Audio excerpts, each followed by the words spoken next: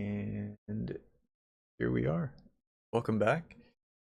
And today, as you can probably tell from the title or on the VOD if you're watching this after the fact, um, we have some interesting stuff to talk about today. And I think this is the first time that we'll be covering such like a large reveal for DC stuff. I mean, obviously we usually talk about stuff relating to that here and there, but I think this is the first time that, we're gonna have an actual like dedicated pretty large segment relating to that. I mean, we've done stuff for like Marvel and Star Wars before with like, D23, Comic-Con, Star Wars Celebration, like those types of reveals, but the first time DC stuff, so at least in terms of large scale, so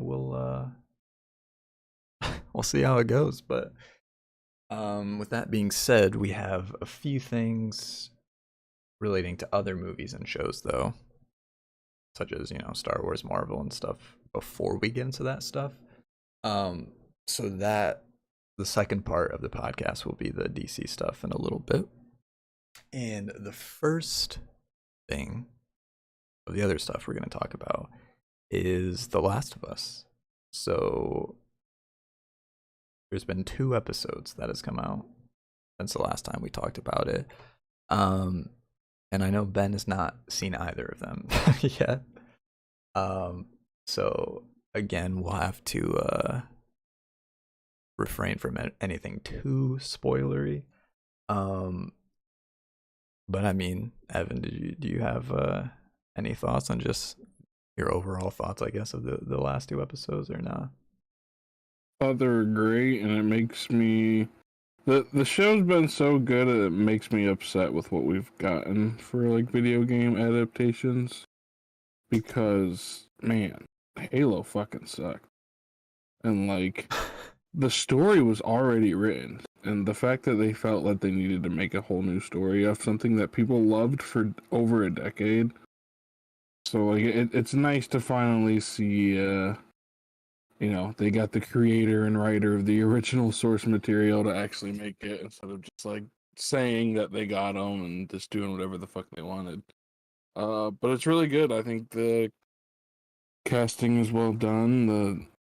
It's a beautiful show to watch. The dialogue is great. They take what they need from the games that they think is, that it can't be improved upon, and they improve upon what they think can be, and I think it's been working so far. This week was a little bit of a down episode, but Really, you think so? Well, for what's coming next. Yeah, I mean, this is the shortest episode of them all. True, Like it's yeah. 40 something minutes, and but yeah, no, because like we get to the point where shit's culminating for that mid-season. And that's what I mean when I say like this was a down episode, because like you learned so much in the previous episode about people, and I think that's what's gonna happen next episode with Henry. Yeah. So yeah. So you think really good? So your theory is that the next episode is gonna dive into the backstory of Sam and Henry? Well, I mean, that's what the trailer for the next episode is. Oh, was it? I didn't even see that. Yeah. Really like that when they put out that like 30-second next episode thingy. Gotcha. Yeah, I mean, I agree. But the last 2 episodes were really good. I'd probably have to say I preferred the last one, episode 4, a little bit more than episode 3. But I don't know. It's interesting. I did see that this episode 4 was being considered like part 1 of a 2-part thing, though, which I don't. Well, I mean, it is. I mean, Yeah. they show the first half they're setting up Henry's backstory, and then at the very end of the episode, I mean, we see him. So Right. like, it's kind of like Right. it has to be. Otherwise, the next episode would be like another flashback. I mean, it's probably going to be some flashbacks for Henry, but like it'd be a Yeah. flashback for something entirely unrelated. Right. But yeah, we'll see. I mean, the only thing is, the people who have played the games, they obviously know how that, whole character arc is gonna end with Sam and Henry without, giving away too many spoilers. But Well, you did say end, so. I mean, just because like they I Does he mean, go like, their off to character heaven? arc like ends in the show. Like, that doesn't necessarily mean that they're I'm just saying, you like said it end, ends man. one way, you know. But He must find Valhalla then. sheesh. But yeah, it's pretty good so far. Looking forward to seeing how they continue it. And relating to that, there's actually two quick things of news that has come out recently about this show. The first of which is that season 2 has now been confirmed to be happening, and it will basically be an adaptation of the second game, like, as everyone expected. It probably would be, since the first season is an adaptation of the first game. But yeah, that is now confirmed. And, you know, will they do anything beyond that? I have no clue. Like, I don't know if they'll only do like a season 3 if they make another game, or, they're They'd just gonna be treat it as its retarded, own or they'd thing. be dumb to not Sheesh. make another one, because I mean it's their flagship, one of But- PlayStation's flagship games. But like, if they do another season, do they copy the same adaptation, or do they just say, "Fuck it, we're gonna be miracle workers and do our own thing"? Well, it would have to. I mean, it's the same person, like the same person writing both things. Yeah. So I would imagine they'd go in similar directions. I can imagine they'd just say, "Hey, let's fucking left turn over here," and this whole story is different. We're not just like picking and choosing. Who is Ellie? Never heard of her. We're moving on. But yeah, it'll be interesting to see whether they continue the show after season 2. Like, just kind of come up with their own story from that point on and do their own thing, or if they're just gonna I like feel end like it by that with, point, though, there'll at least be We need more creative control. an announcement for the third game. oh, for sure, By yeah, that point. yeah. But yeah, we'll find out. And the other bit of news that I mentioned was that this next episode is actually going to be coming out on Friday now instead of Sunday. Yep. For those of you that don't know, so Think it'll that be a did, long episode. It'll be longer, I think. Maybe probably, a little over hour 10. probably. I'm telling you what, man.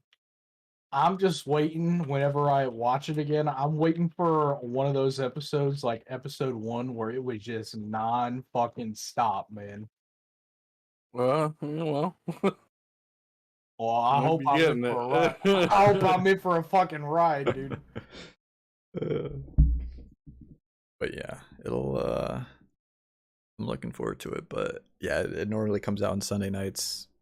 It's gonna be Friday this week to avoid the Super Bowl, I guess. So that is it,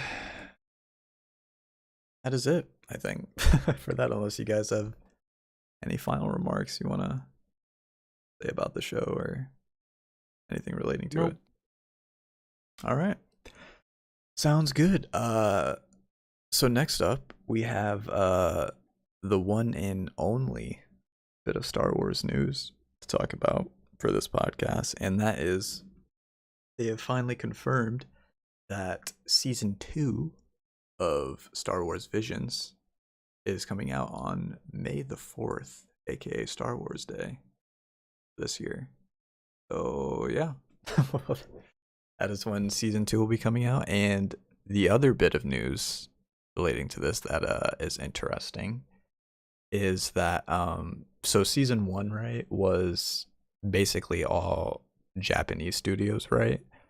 Um that like worked on the first season. This upcoming season 2 is going to be made by studios from all over the world.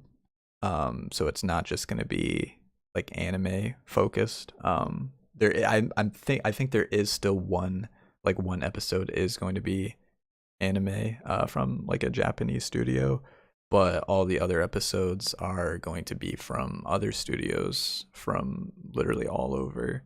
And let's see if they, yeah, so right here, this paragraph is when there is where they talk about all of the studios that are going to be part of it. Let me move this Discord thing real quick so you guys can see. But yeah, this highlighted paragraph right here, these are all the studios that are going to be a part of it. I think probably the most well-knowns are Aardman, who's a UK-based studio, and Studio Mir, I think, is pretty well known as well, from South Korea. But yeah, I mean, as you can see, they got studios from like France, India, Spain, Ireland, like literally all over. So definitely a interesting change of approach for them. Some people, you know, are happy about it. Some people not so much. You know, wanted to see another season of just, you know, all like anime style episodes or whatever. But yeah, that is how they're going to be doing season 2, which is now going to be coming out May 4th, confirmed. So you guys have any thoughts?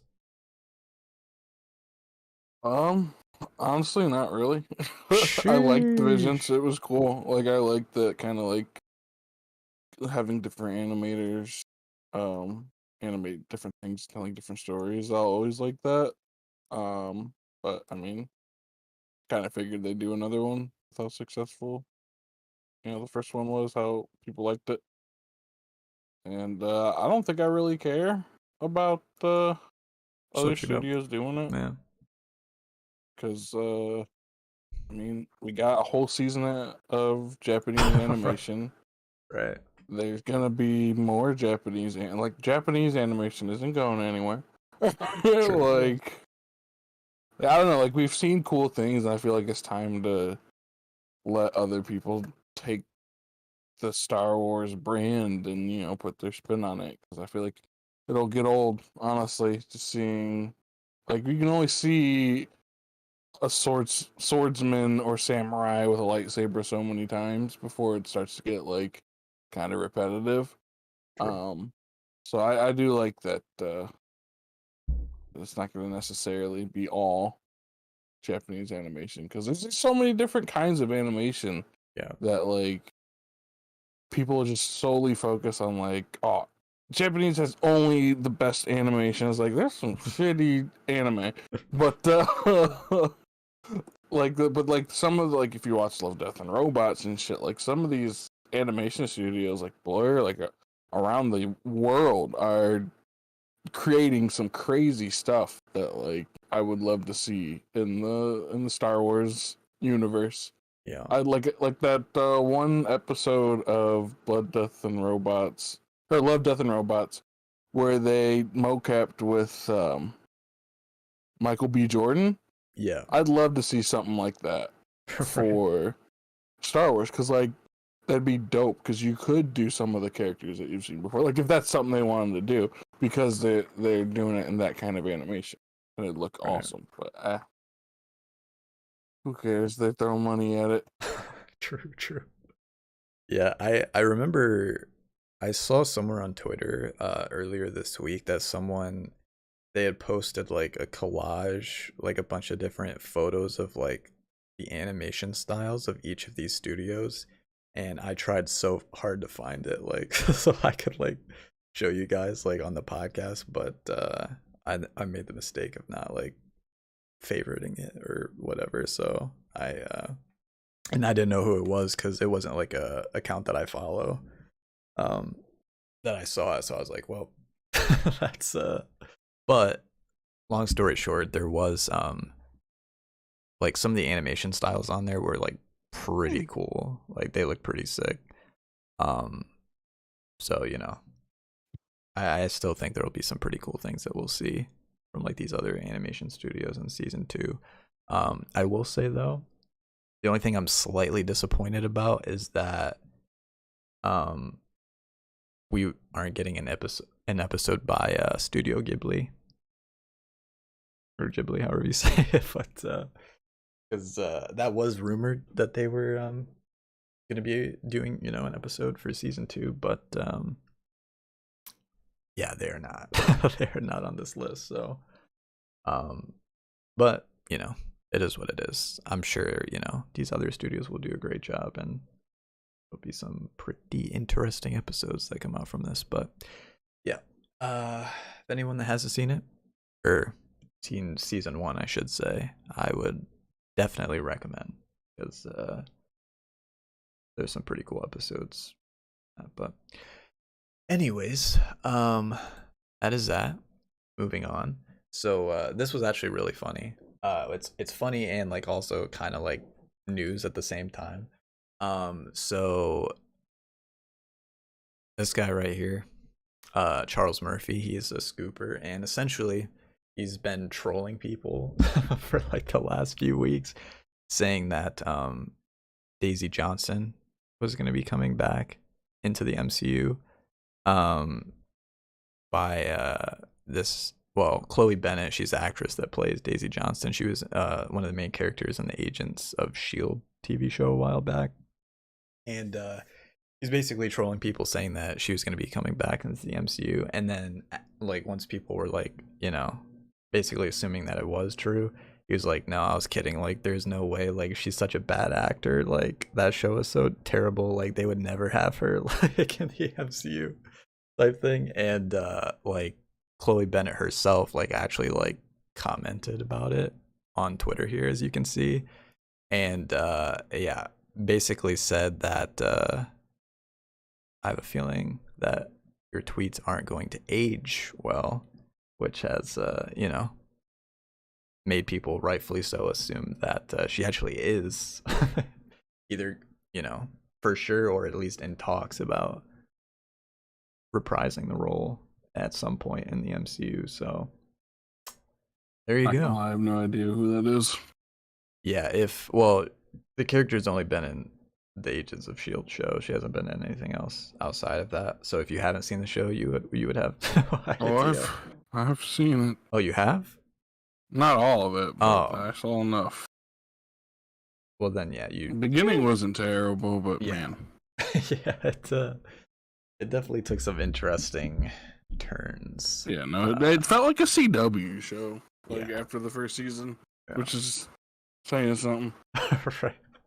I mean, it essentially was, since it was a cable a cable show. I can't remember before they were like, let's put some money into this. Right.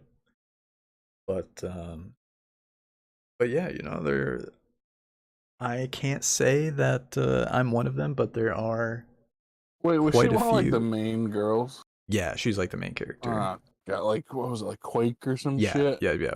Oh my god, keep her out. Oh, I mean, like I said, I wasn't too big of a fan of the show, but there are some people that are big fans of the show, and oh for would sure, welcome the opportunity for her to return to the MCU. But I have nothing against her as like an actor. Right. This is nothing to do with her acting ability. It's the writing, and True. I don't want to be reminded of the writing. So That's true. More than fair. But some people liked it, so I mean, you gotta kind of cater to everyone sometimes. And I'm not gonna like see her and be like, "Why'd they put her in this?" So I'm just be like, "Oh, that's that one character. Man, she's all right, I guess." Yeah, it is. I mean, if this is true, and she is gonna be coming back, it'll be interesting to see what project she's gonna be reintroduced in, because I'm pretty sure they made it so like if I remember correctly, I think the start of Agents of Shield was actually considered canon, right? Like for the MCU. But I'm pretty sure in later seasons they basically retconned that and made it so like by the end like it wasn't even like canon anymore. Um so like yeah, I don't know like how they're I don't know how they're gonna do that. Maybe it'll be like, you know, for Secret Wars or something like that. Or even after that, you know, once the MCU resets, which, you know, is the current rumor. That's what's gonna happen right now. Um Bro, who but cares yeah, about Chloe? I don't I need Wolverine set photos now. know. I need to see him in Deadpool at least in costume, dude. Sheesh. Well, I don't know You tell when me they don't that's have supposed to start any filming, concept, but no concept art? I'm Can't see telling you what, anything? dude. As soon as that no. hits the internet, people are going to explode. Of course, including me. I'm gonna turn into a balloon, just pop. Uh, but yeah, actually, I can't remember when that movie's supposed to start filming, but I think it's sometime soon. Sometime this year.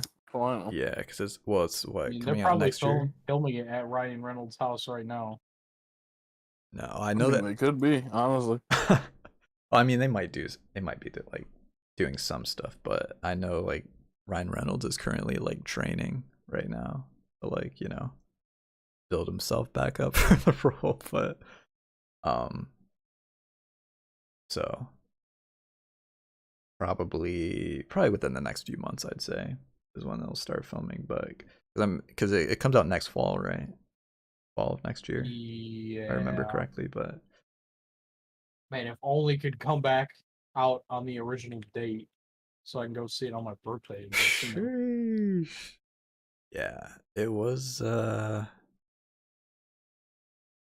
think it was originally supposed to come out in February of next year. So like literally like 1 year oh from now really? exactly. But yeah, then remember they had to push it back a little bit because well they like moved like the whole schedule back slightly.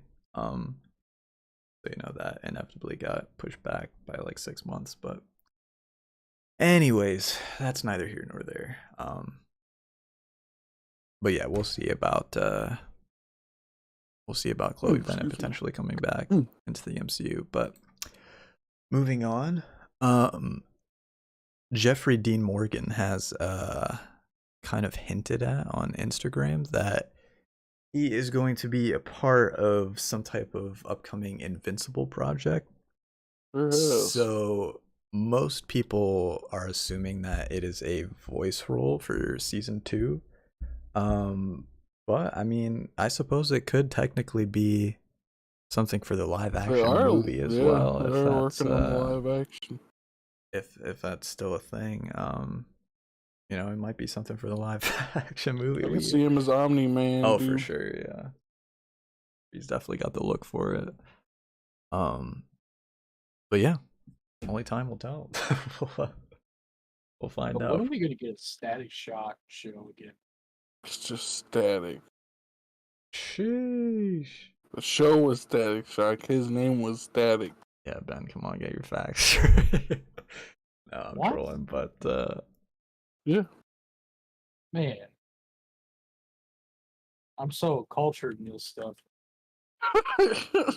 but yeah, you know, you guys remember like Uh, 5 years ago when they said they were making a show? Because I do, and it never happened. yeah, I don't like to think about it, so let's move on.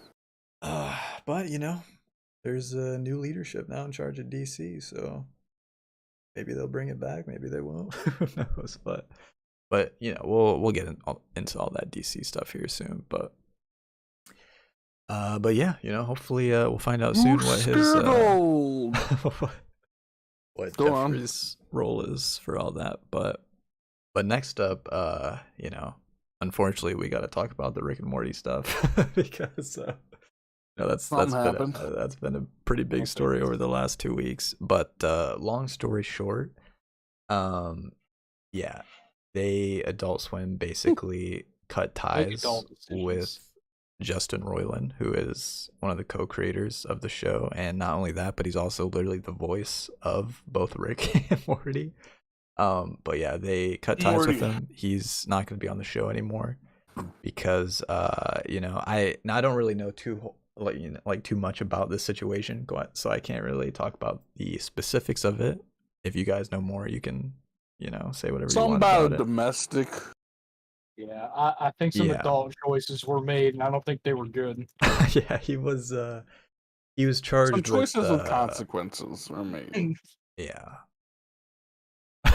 Yes, essentially, to put it lightly. But yeah, he was definitely charged with something. I think it was like something. He was charging a cell phone, huh? I think Yeah, it was, charge maybe battery too. I mean, you just get the fucking dongle in there, so he started mashing it, huh? That's what it was. Jesus. Sheesh. But Had to buy a new one. Okay. But long story short, they announced that the show is still going to continue. With Dan Harmon, I guess, is now just going to be the sole showrunner and writer. Well, not the writer. He'll obviously have other writers that he collaborates with, like normal. But yeah, and then I'm assuming they're just going to recast Rick and Morty. So they'll have. I'm telling you, it's gonna be that one TikTok dude. Imagine, because like him and Justin Roiland like got in contact. Cause like he has like the same vocal cords as he does. What, is he like a clone or something? Imagine. I mean, his vocal cords are. Sheesh. Like it's almost like you can't tell the difference. Like if you close your eyes, you wouldn't be able to tell. Yeah, whether it's that guy or someone else, I'm sure they'll be able to find some type of impersonator that is like, basically spot on with the impression of the voice. So we can do it, Morty. I don't know. Well, that was pretty good. You should you gotta find somebody that doesn't do a domestic Morty. You should send in a tape. Maybe they'll maybe they'll hire you. You never know. But... Oh, jeez, Rick, I want my wife.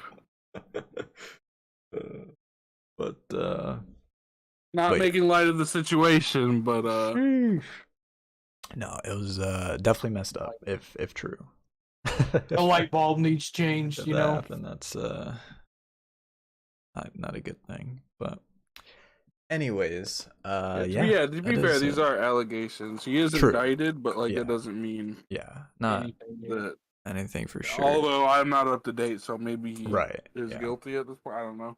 Yeah. All I can say is, I do hope that Adult Swim actually, knows about the situation. They actually did their research before reacting making this. Because if they just did, the classic reactionary thing, like, oh, like everyone online is already saying he's guilty, and they're like, saying we need to fire him, whatever. Like, and they just did it because of that. Then that's. I don't really. Can you imagine if they're going off a post someone made on fucking Reddit? I mean, it wouldn't be the first time or probably the last time. It's happened before, dude. It's happened before. It's a court of public opinion, dude. That is the one. That is the true one that rules all. George Orwell was right, dude. I mean, we saw it on 4chan. It's probably real, right? But yeah. 4chan is actually an anonymous hacker, according to my local news station. Sheesh. Well, if you saw it on BuzzFeed, it has to be true. The infamous 4chan. Sheesh. It's like Banksy. All right. Let's move on. We still got quite a bit. We still got quite a bit to go over, but. Hey, bro, I ain't stopping you from clicking. Sheesh. I'm just making some distracting. I'm keeping it light, dude. You guys are distracting me. No, I'm trolling. But yeah, next up, I think. Hope he gets another cell phone charger. Okay. My candy. We talked about the new Gladiator movie, right? Last podcast. Jeez, or the one before that. But yeah, apparently now it has been officially given a release date. It is going to be November 22nd, 2024. Oh, I thought you meant this year. I was like, damn. Imagine if it was this year. I'm just like, yeah, like they're they're just fast tracking. Yeah, they actually just wrapped up Yeah, filming. they already filmed it. Actually, they filmed it in 2 weeks. Like, they CGI'd Russell Crowe's abs back on.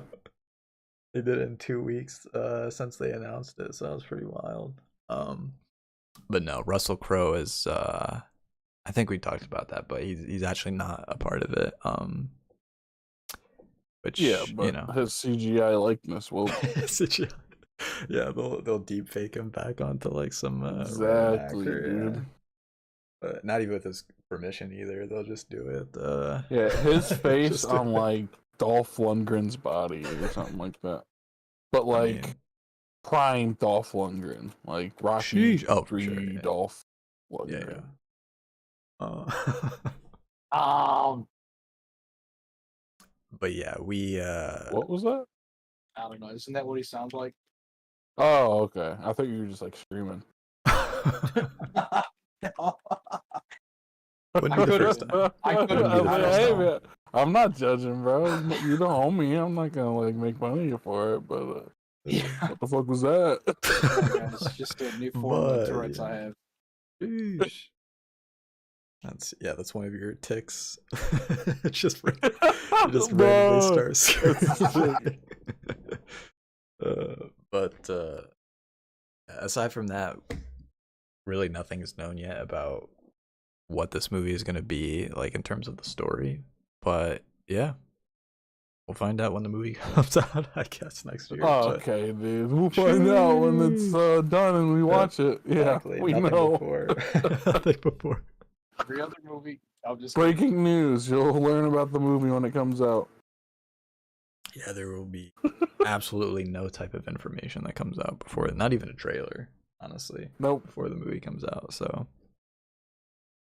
but yeah, that is a thing that's coming out next year, and also they officially announced that Bad Boys 4 is officially in the works with both Will Smith and Martin Lawrence. Yeah, they still letting Will Smith act. That's dude. what I was gonna say, because I remember they said act something. A fool. I remember they said that they wanted to do this, like, you know, before the whole slap incident went down, and then after that I was like, well, I don't know if they're still gonna. I hope it happens, but I don't know if they're still gonna do it. It's cooled down. Yeah, they no, can't do that. Nah, just walk up and slap that as assault. I mean, I hope he was at least like charged for it, but like, that should be about it. Probably. I don't know what I'm saying. Don't listen to me. Sheesh. Well, I'm not a lawyer. I don't know what laws are. Yeah, I think. Well, actually, I don't know, because I know Chris Rock didn't press any charges, but I think he still could have been charged for something else, like by the committee or whatever, since it was on their network, like live TV or whatever. The SAG card, dude. Go pay for a new one. Right. But yeah, I mean, as far as I know, nothing like that happened. So yeah, I guess he's gonna be back. You know anything? Josh, jeez. I know this. As far as I know, I don't know. I know this movie is happening, but that's about it. But yeah, it's I am glad that they are able to make this movie, because I enjoyed the other 3 movies that they've done. So, but yeah, with that being said, it's still happening. Nothing revealed yet in terms of like release date or anything like that, so we'll have to wait and see on that. And next up, I actually literally just saw this like a couple hours ago, so I had to like add it at the last second to the to the podcast topics list. But are you guys familiar with the Backrooms like web series on YouTube? Yeah. So apparently they are going to be making a live action film adaptation of that. Oh Oh my God. god! Um, I don't know if produced I want to watch it. I'd Holy watch the frick. fuck out of that. produced by A24, Oh, and I'd watch the fuck out of that. believe it Oh or dear not, God, A24 kiss my ass. knocks them out of the park every time almost. and if Almost. that's the case, you're probably going to be even more on board after this next part because apparently James Franco's. okay. Directed by Evan Napple. Holy Yes, shit. you're actually the one directing it. Like I know it's a surprise. Like but yeah, they I hired don't you. think they did their research. I hope they ain't asking me to start. Sheesh.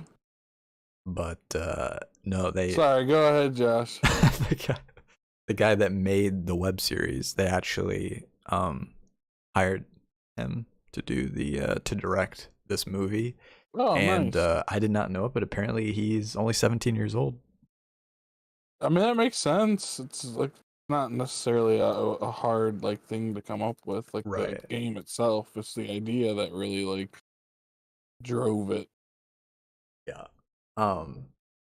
But yeah, not only did I know that it was a 17-year-old that did, the YouTube web series, but I was also a little bit surprised that they, you know, hired him to do, which I mean makes sense because he is the creator of, the the thing that it's based off. But it's funny because let me see if this article mentions it.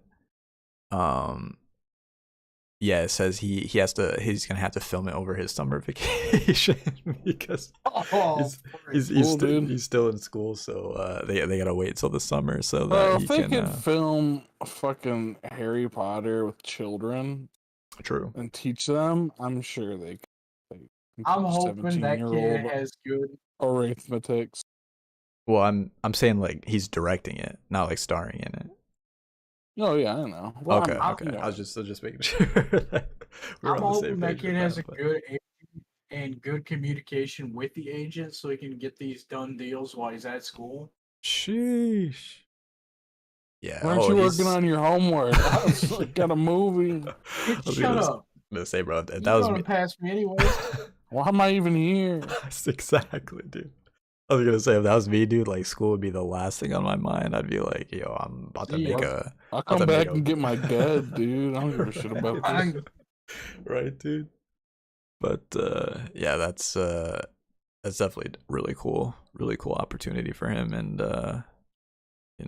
really cool that they're deciding to do that, like the adaptation from them, make it into a movie. But um, yeah, that's pretty much all we have to go off of so far. Again, nothing in terms of like release date or you know anything like specific about what the story might be, other than it's gonna be based off of the kids YouTube web series of the Backrooms. But yeah, we'll see what happens. Oh yeah, and it's gonna be written by this Roberto Patino And and Ryan Gosling. yeah, imagine. But Don't no, have to. That's what we're getting. I guess he's worked on like Sons of Anarchy and Westworld are among his writing credits. So there you go. What season of Westworld? It says first 2 seasons. Oh, Westworld, sweet. so The best ones. right. So there you go. But yeah, definitely we'll be keeping an eye on that one as more information comes out about it, and of course when it inevitably releases as well. But anyways, now we got some Marvel stuff to talk about. And if you read the title, obviously, you might be here for the Quantumania leaks, but we got a few things before that. And basically all of that is related to the Fantastic Four reboot. So we've talked about, some actors who have been rumored or like reportedly in the running, like over the last couple episodes or for the podcast that we've done. And now it's being said that Dev Patel is currently I like that, by the way. one of the front runners to play Reed Richards in the movie. So yeah, I'm a fan of that. I am as well. He's a very good actor. What's he been in? Green Knight. Okay. What I've seen him in for something. But like, no, I like the because I when I saw that, I looked up some like edits and whatnot, and like some recent pictures of him. Totally, I would totally get the vibe of like a Reed Richards from him. Yeah, Um, for sure. like it's crazy. Like if nobody said anything, I definitely wouldn't have No, thought of Dev Patel. But like after thinking about it, looking at him and watching some of his performances, I would definitely be cool with that because like he's big enough that I know that he's a good actor, but he's small enough that like they can really like use his relatively unknown face for to sure. like Yeah. mold him into Reed Richards. Plus, it'd probably be easier to get him to sign on for like Again, multiple projects as well. But another A24 film he was in. That's Just true. saying. That is true. There was something else he was into. He's been in other stuff, but when Ben said that, the first thing that came to my mind, unfortunately, was the Last Airbender movie. Yeah. I didn't want to bring it up, but was he Zuko? He was, yeah. Yeah. That's not his fault. Like, yeah, no. To be honest with you, I actually thought like his performance was like one of the he best. Wasn't terrible. Movie. He was definitely far from the worst part about those movies. So. Like, he was like the only one that looked like he was at least like somewhat trying. Yeah. But it's just You talking about the live action movie? Oh yeah. Yeah. Unfortunately, no, different one. Really? But yeah, I mean, when you got that script and dialogue to work with, I mean, there's not really much you can do, to be honest. But that's neither here nor there. But yeah, I do agree though. I would definitely be down for this decision if they decided to go with it. But they're still saying that there are still like other people in the running as well. Like I'm still hearing like Adam Driver is still firmly in the mix. I'd be cool with that too. And something else along the lines of this too is apparently Ryan Gosling is in the running, not only to play Reed Richards, Silver Surfer, but Silver Surfer. And that'd be cool, Silver. Some people are even saying that if it doesn't work out for either of those two things, that they are going to try to get him to play Sentry in Thunderbolts. I can dig that too. As we know, or as we've been hearing, that he's likely going to be the main villain of that movie. And yeah, it sounds like one way or another they are trying very hard to get Ryan Gosling on board in some type of role, whatever that might be, whether it'll be something for Fantastic Four or for Thunderbolts or whatever. But yeah, I mean, whether they're able to get him in quite literally any of those roles, I think he'll do really well. So shine bright like a diamond. Sheesh. But yeah, we'll have to wait and see what happens. I have been hearing though that there's a good chance we'll find out for sure relatively soon. In terms of soon DM, dude. In terms of both the Fantastic Four casting and the Sentry casting. Now, when I say find out, I don't mean like Marvel themselves are gonna announce it like officially. Like that'll probably still be like at some point down the roads. But in terms of like the trades reporting on it, like the general consensus is that it'll be at some point like within the next month or two. So when that happens, the next 30-60 days, yeah, we'll hear something. We gotta. That's literally it all. Right. But yeah, hopefully sooner rather than later, but we'll see. We'll see what happens. But and with that being said, the next thing relating to Fantastic Four is that, contrary to what we've heard and talked about previously, the current general consensus is now that Galactus is actually going to be the main villain of the Fantastic Four movie. So before we heard that they were saving him for something else, and that they wanted, some other villain to be, the main like They antagonist, I guess, for saved the Fantastic Doctor Four. Doom. But yeah, now it seems that they're reversing course, and yeah, you're probably exactly right. They probably are opting to save Doctor Doom for something else instead. And Bro, I just thought of this and I have to get it out. go What ahead, go if ahead. they make Doctor Doom a Kang variant? They could. They honestly very well could. I could see it. And like that's where Kang Dynasty is going, and the Kang that puts them all on Battle World would still be The Doctor. Doctor Doom. Yeah, I could. I fixed it, Marvel. You fixed it. Yep, they've been, racking their brains trying to think of how they were gonna do that for so long, They and could have you never just thought of solved it. that. You just solved it for them right there. So good job, man. Crazy how that happened. Yeah, I could actually definitely see that, because I mean, they're two like pretty similar characters, honestly. Aside from the fact that Kang is like from the way future, but like Doctor Doom, he's like also traveled like through time before and stuff like that. Yeah. So, and they He both also fought his way out of hell. But that's a true. It's true. And they whole both other wear bag. like suits of armor. They got like crazy abilities and whatnot. So, I mean, it could happen.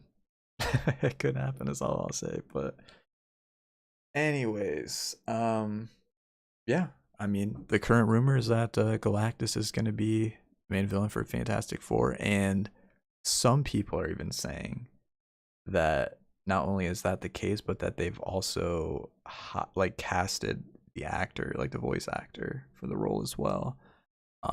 Now I don't really know if they would have made a decision like that this early, but maybe they did.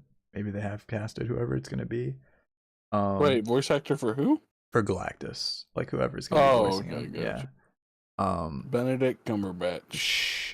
Sheesh. Which, I mean, if it's gonna be a mostly CGI character, I mean, I guess it would make sense if they, already have the actor. Been around cucumber, bring him back. Imagine. And this is a far out there rumor, because I've only seen like one person say this, but I did see someone said, not really,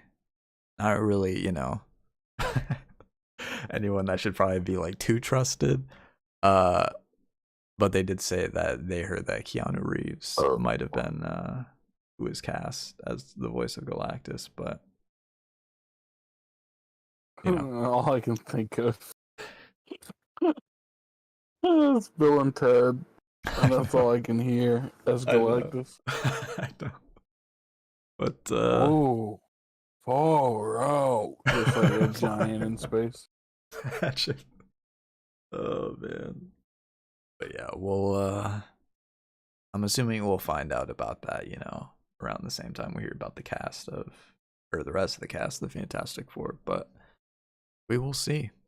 We will see. And with that being said, actually hold on, let me see. Actually no, we have one more thing before the Quantumania stuff. So right here, someone, I don't know if they leaked this or if this is just public knowledge or what, but someone posted an image of Sony's release schedule for the next couple years, and as you can see right here, they have a Untitled Sony / Marvel Universe project, currently scheduled to come out July 12th of next year. And a lot of people are saying that very likely could be Spider-Man 4. But because some of their other like Sony Marvel projects are already like on this list before, like Beyond the Spider-Verse, Madam Web, El Muerto, like all those ones. But there is one that is not on the schedule that could also very likely be this, and that is the Hypno Hustler movie from Donald Glover that we talked about either the last podcast or the one before. So, it'll be that or Spider-Man 4, which one it's gonna be. We'll have to wait and see. But yeah, we'll wait. We'll have to find out. But I will say, if this is Spider-Man 4, that it's literally like a week before Thunderbolts comes out in theaters, which is, the main reason why I'm kind of leaning towards it being Hypno Hustler, because I highly doubt that they're gonna have two like MCU movies come out within a week of each other. That would be pretty poor planning and timing, in my opinion. But to be fair though, it's ultimately up to Sony, right? Like when it gets released.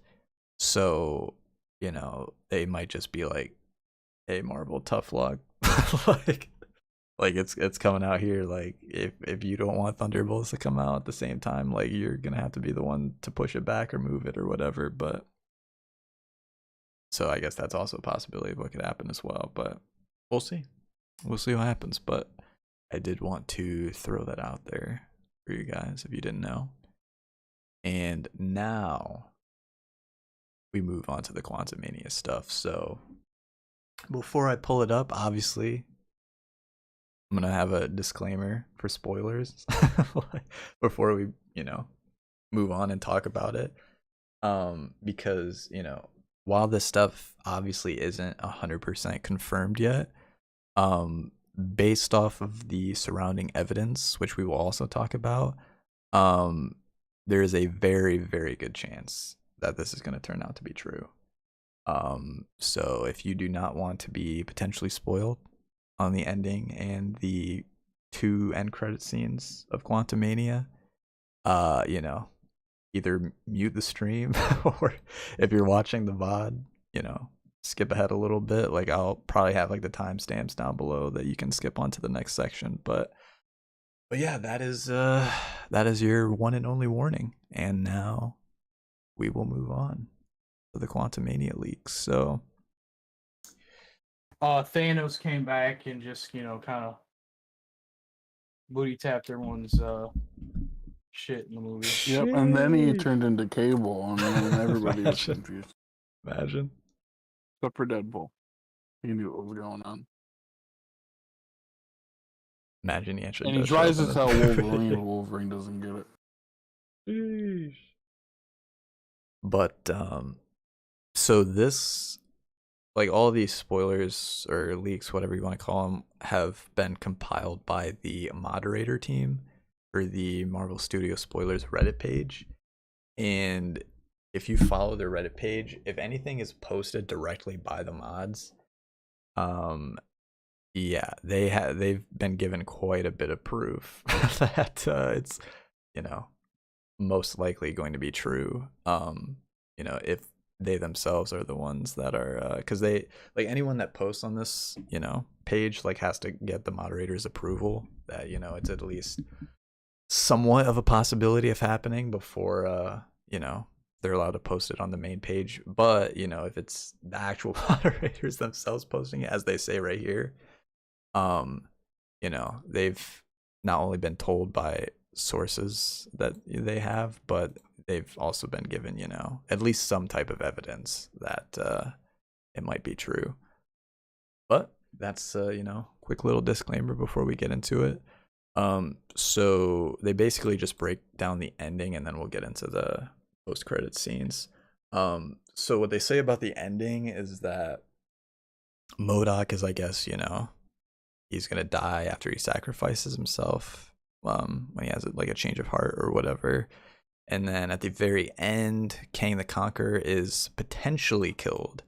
So I guess, they're gonna leave it up in the air. We don't know for sure whether he's killed or not, but apparently he's gonna get kicked into his ship's multiversal engine by Hope. And then while it is collapsing due to Scott hitting it with Pym particles, Cassie rescues Scott and Hope from being stranded in the quantum realm. Scott is happy but begins to have a crisis after remembering that Kang said something bad was coming and that everyone would die if he did not get out of the quantum realm. So that is apparently, long story short, the condensed version of how the very end of this movie is going to go.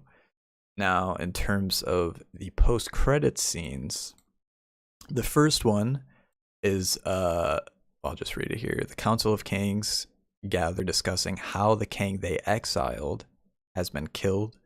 The council is led by Immortus and includes Ramatut and possibly a version of Scarlet Centurion. However, they note they are not red. So those are all like basically the most well-known Kang variants from the comics. It's pretty cool if this turns out to be true. It says they're not happy that their exiled variant was killed. And they vow to stop them, the heroes have started meddle into the multiverse, as they may kill everything they've built. They then call upon all the other Kangs for support and preparation for their plan. Council of Kangs. And then it says the scene ends in in a coliseum full of Kang variants, including a scroll version. Oh God. So yeah. So yeah, that is pretty crazy if that turns out to be true. So we'll talk about the second scene and then we'll go over our thoughts about everything at the end. The second one is apparently going to be we see a stage and then Victor Timely, who is another popular Kang variant, as he is making a presentation to an audience. He has his classic mustache. And the set looks like it is set in the 1930s or 40s. And the crowd watching the stage is Loki looking terrified and Mobius looking confused. So, that's obviously probably going to tie into what we see in Loki season 2. Yep. But yeah, what do you guys think? Any thoughts? If this does turn out to be true. I mean, it seems likely. I'll be fine with it. Yeah, so the biggest thing for me was like the biggest shock, I guess I should say, is the Council of Kangs thing. Because I just assumed that, like the Kang that we're gonna be seeing as like the villain in Quantumania, like I just thought like that was gonna be it. Like that was gonna be like, the main Kang like villain, Kang the Conqueror, that was gonna be ultimately end up being like the villain of Kang Dynasty and so forth. And that, you just have like an army or whatever and go from there. But if this is true, it sounds like, it's just going to be a whole army of Kangs that are actually going to turn out to be, like the big threat, or I guess why it's like such a big threat. That, they're just all going to like band together, and I don't know what they're going to do, to be honest. But yeah, that is, that's kind of crazy to think about. That the Avengers, well, I guess not just the Avengers, it'd be like literally every hero in Secret Wars is literally going to have to go up against all of these different Kangs. But I don't know if like there's going to be any one Kang variant that's going to like, turn out to be like the leader of all of them type thing. But I don't know. I don't know what's going to happen. But it's probably going to be a council, and then that's when they all meet up, and then they eventually like start to fight each other. Right, yeah. But who knows? We'll see what happens. But and there's been other stuff too, like I've seen a lot of scoopers that have like hinted to like specific parts of this happening, like both before and after like this post came out from the moderators on this Reddit page. I think it was the My Time to Shine Hello, like Twitter scooper. They had said something like last week about how like the second end credit scene was going to tie into Loki season 2, and then we got this right here like a couple days after that. And even more so, quite literally just today, they posted a TV spot on like the Quantumania official Twitter page, and in the TV spot you hear like audio of it's Kang, and he says something along the lines of like wanting to get revenge on those who banished me. Um, which again, tying into this first post-credit scene where they're talking about, or the Council of Kang is talking about the Kang variant that they banished or exiled that got killed. And you know the fact that he's says them like plural banished me, like I mean I don't know, it's all, it all might be coming together like in terms of you know, this more than likely being true, but we will see. We will see what happens. Movie comes We out will. next week, so we won't have to wait too much longer to not only watch the movie but I also believe figure that's out. next week already. Sheesh, I know it's actually this whole year has really been flying by so far, but Don't say that. sheesh. It has, but don't say it.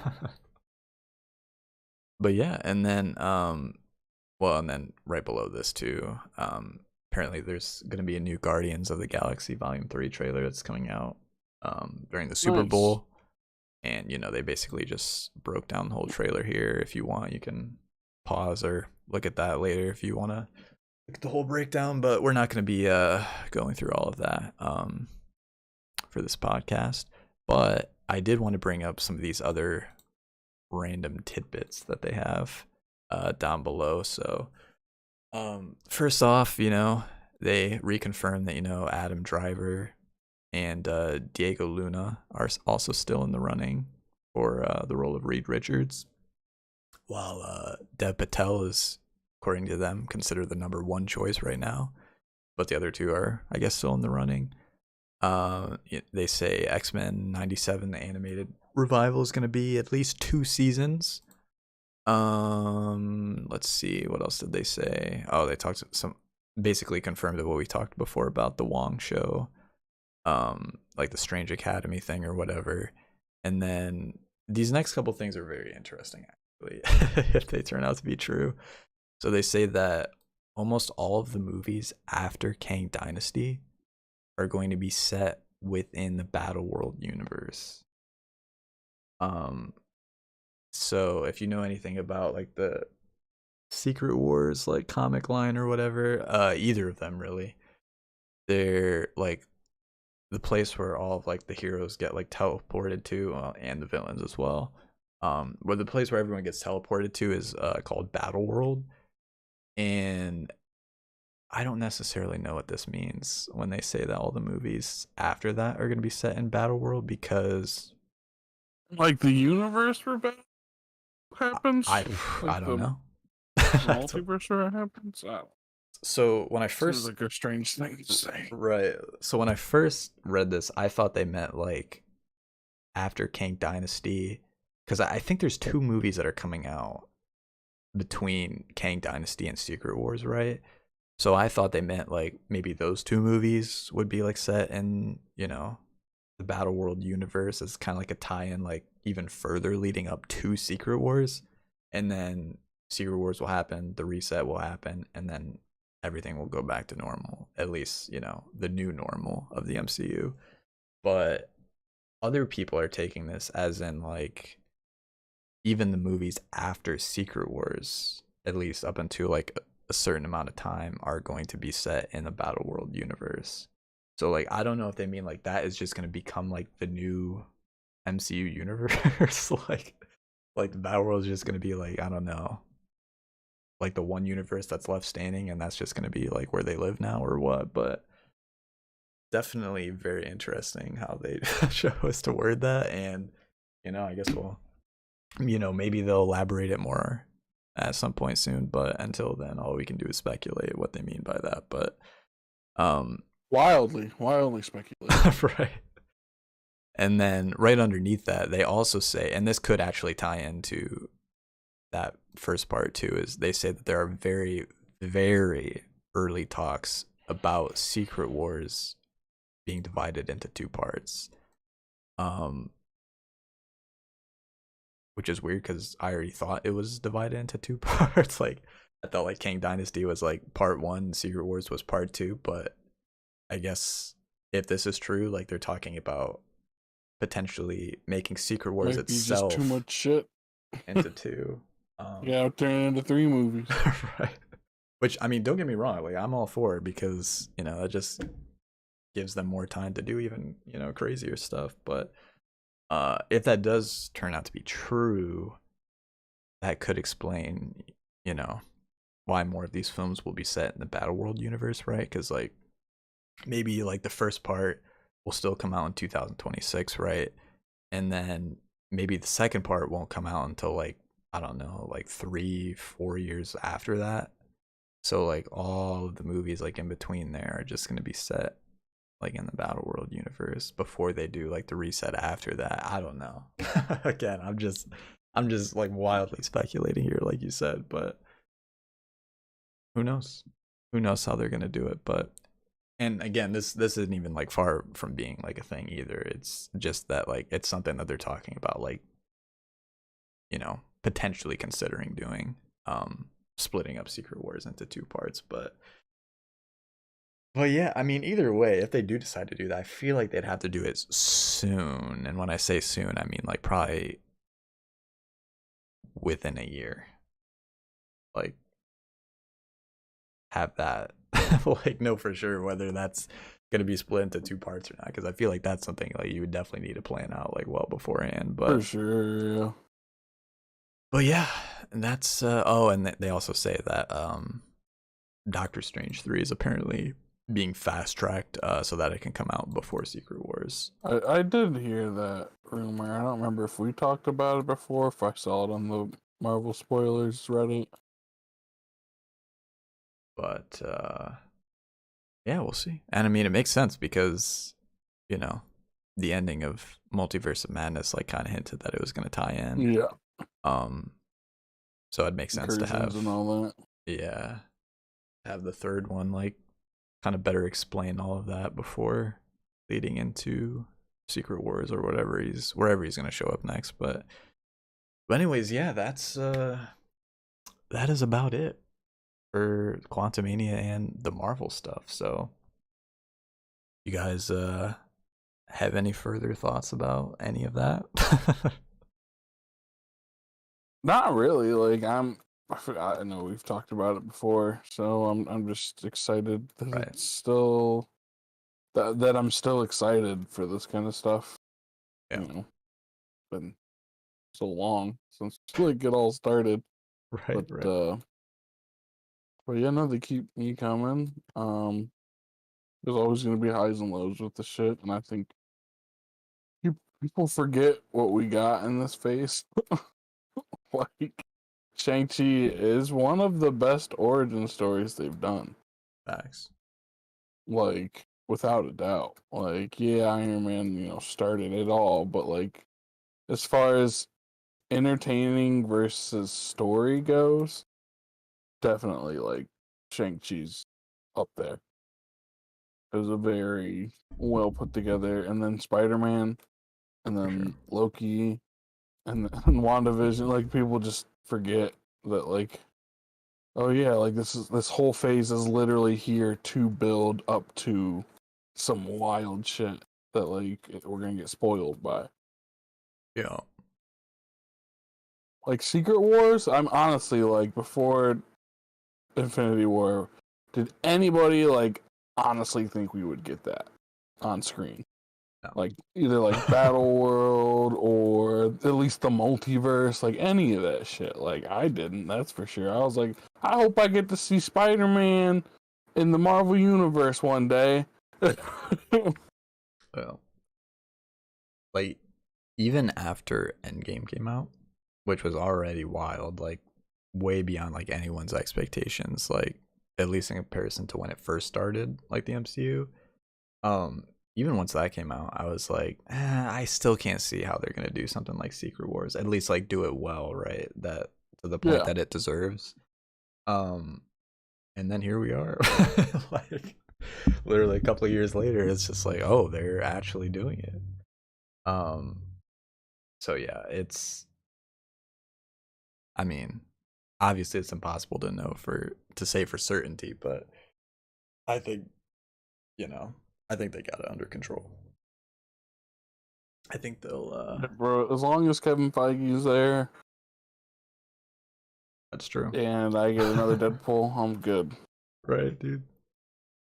Yeah, it's truly wild, like how far they've come, like from the very beginning to like what we're gonna be getting in a few years' time. It's just like almost unfathomable to think about. Here we are, and it's funny because like after Endgame, like a lot of people and myself included were like, how do they even like top this, right? Like how do they even Yeah. do anything that's better than this? And then all this stuff about Secret Wars is coming out, and we're like, oh, like if even half of this stuff turns out to be true, yeah, they somehow topped it. Like they actually somehow are gonna top Endgame. But it, like, just thinking even further ahead, like after that, like after Secret Wars happens, like I genuinely cannot fathom like how they would top that. Like I can't. That's where it gets into like, okay, like they're just gonna have to like, I don't know what they're gonna have to do. They're gonna like actually have to sell their soul to Mephisto in real life or like something to be able to come up with something that's Yeah, no, I don't envy the writers, that's for sure. that's gonna be like even crazier than that. But and maybe that's where like the reset thing comes into play though, right?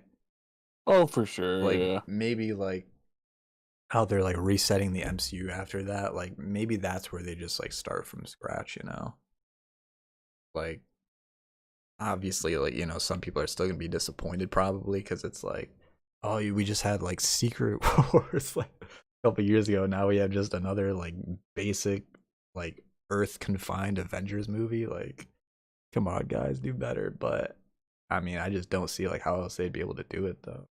Like to be honest, but we'll find out. We'll There's find one out thing I sooner or know, later. is But that the audience doesn't know what they want. true. But I think they'll do well. I think they'll get on. But anyways, with that being said, we got to move on to the DC stuff because there is a lot to go over, Yeah. and I want to make sure we have enough time. So, with that being said, we will now transition into that stuff. So, obviously, the biggest thing everyone's talking about is the new DCU slate, right? Of all the movies and shows that James Gunn revealed earlier last week. And before we get into that, though, there are some other things relating to DC or potentially what could happen in the future of the DCU um, that have, either James Gunn has commented on or, the trades have reported on or whatever that I wanted to talk about before we get into, the actual like slate of all that stuff. And the first of those things is the Penguin show for HBO Max. Obviously, we know we had confirmation. I think we talked about the last podcast that it's going to be, starting to film sometime within the next few weeks. And I guess Colin Farrell recently confirmed that it's going to be 8 episodes. So I guess it's not now essentially confirmed that it's going to be 8 episodes. But something else relating to this is that I guess Robert Pattinson was actually recently seen like around where the filming for this show is going to take place in New York.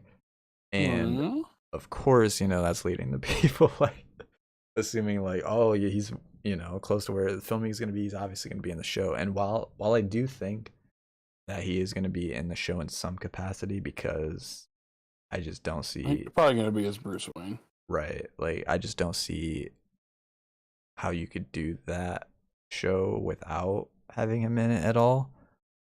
Whether as Bruce Wayne or Batman, either way. Considering, like, it's literally taking place between the first and second movies. But I don't know if I can say for sure that him being spotted in that location necessarily, Oh yeah, for sure. means that, Doesn't mean anything. because like I said, the filming is still a couple weeks away. So like I don't know like why he would be there if he was like there just for like the filming of that. Like I don't know why he would be there literally like 3 weeks in advance unless they're doing, some like prep work or whatever like before they started filming or whatnot. But um yeah, I don't think he's gonna have like a huge role in the show because I mean obviously it's called the Penguin for a reason. Like I think the main focus is obviously going to be on Colin Farrell's character, but um I do expect that we'll probably see him, in the background or have like, show up a couple times like throughout the show, but we'll see. We'll see what happens. But yeah, it is going to be starting to film very soon, like within the next few weeks. So, maybe we'll get some set photos or something like that we can share and talk about on the podcast over the next few months, but we will see. We will see how that goes. But yeah, the next thing is there's a new trailer that came out for Shazam 2. There is. And hopefully you guys have seen it because I'm just gonna kind of like play it at a low volume in the background of the stream as we talk about it for a little bit. But yeah, I mean, looks pretty solid. I think. I mean, I enjoyed the first one. Like I didn't think it was anything like crazy. But like for what it was, like, the style that they tried to go for, like I thought it was a solid movie, the first one. Yeah, no, it was definitely a better like movie that from DC than what we've gotten. Some of the other ones, yeah. Like I actually like, oh man, I like that. Right, yeah. And walked out of the theater pretty happy. Yeah, I agree. And I mean, second one just looks like, more of the same, really. Like they're just kind of like building on like what they did with the first one. So I think at least based off this trailer, obviously it's impossible to know for sure until you see the movie, but based off the trailer, yeah, I think it'll be at least, just as solid of a movie as the first one was. But also Lucy Liu and Helen Mirren can still get it. Sheesh. I'm just saying. Wait, Helen Mirren? Helen Mirren, dude. All right, dude. Good for you, man. You're not worthy, dude. Good for you, man. All I can say, but yeah, no, we'll definitely have to see how this movie goes out, or how it goes, and like how the reaction is, how much it makes, and all that stuff when it comes out. Because I mean, if it's well received and makes a decent amount of money, I mean, based off what James Gunn has said, it sounds like there's a chance that we could see this continued even in the DCU, probably as like Elseworlds projects. But we'll get into all that stuff. We'll get into all that stuff as to what we may or may not see still continue in the future. But yeah, that is a thing.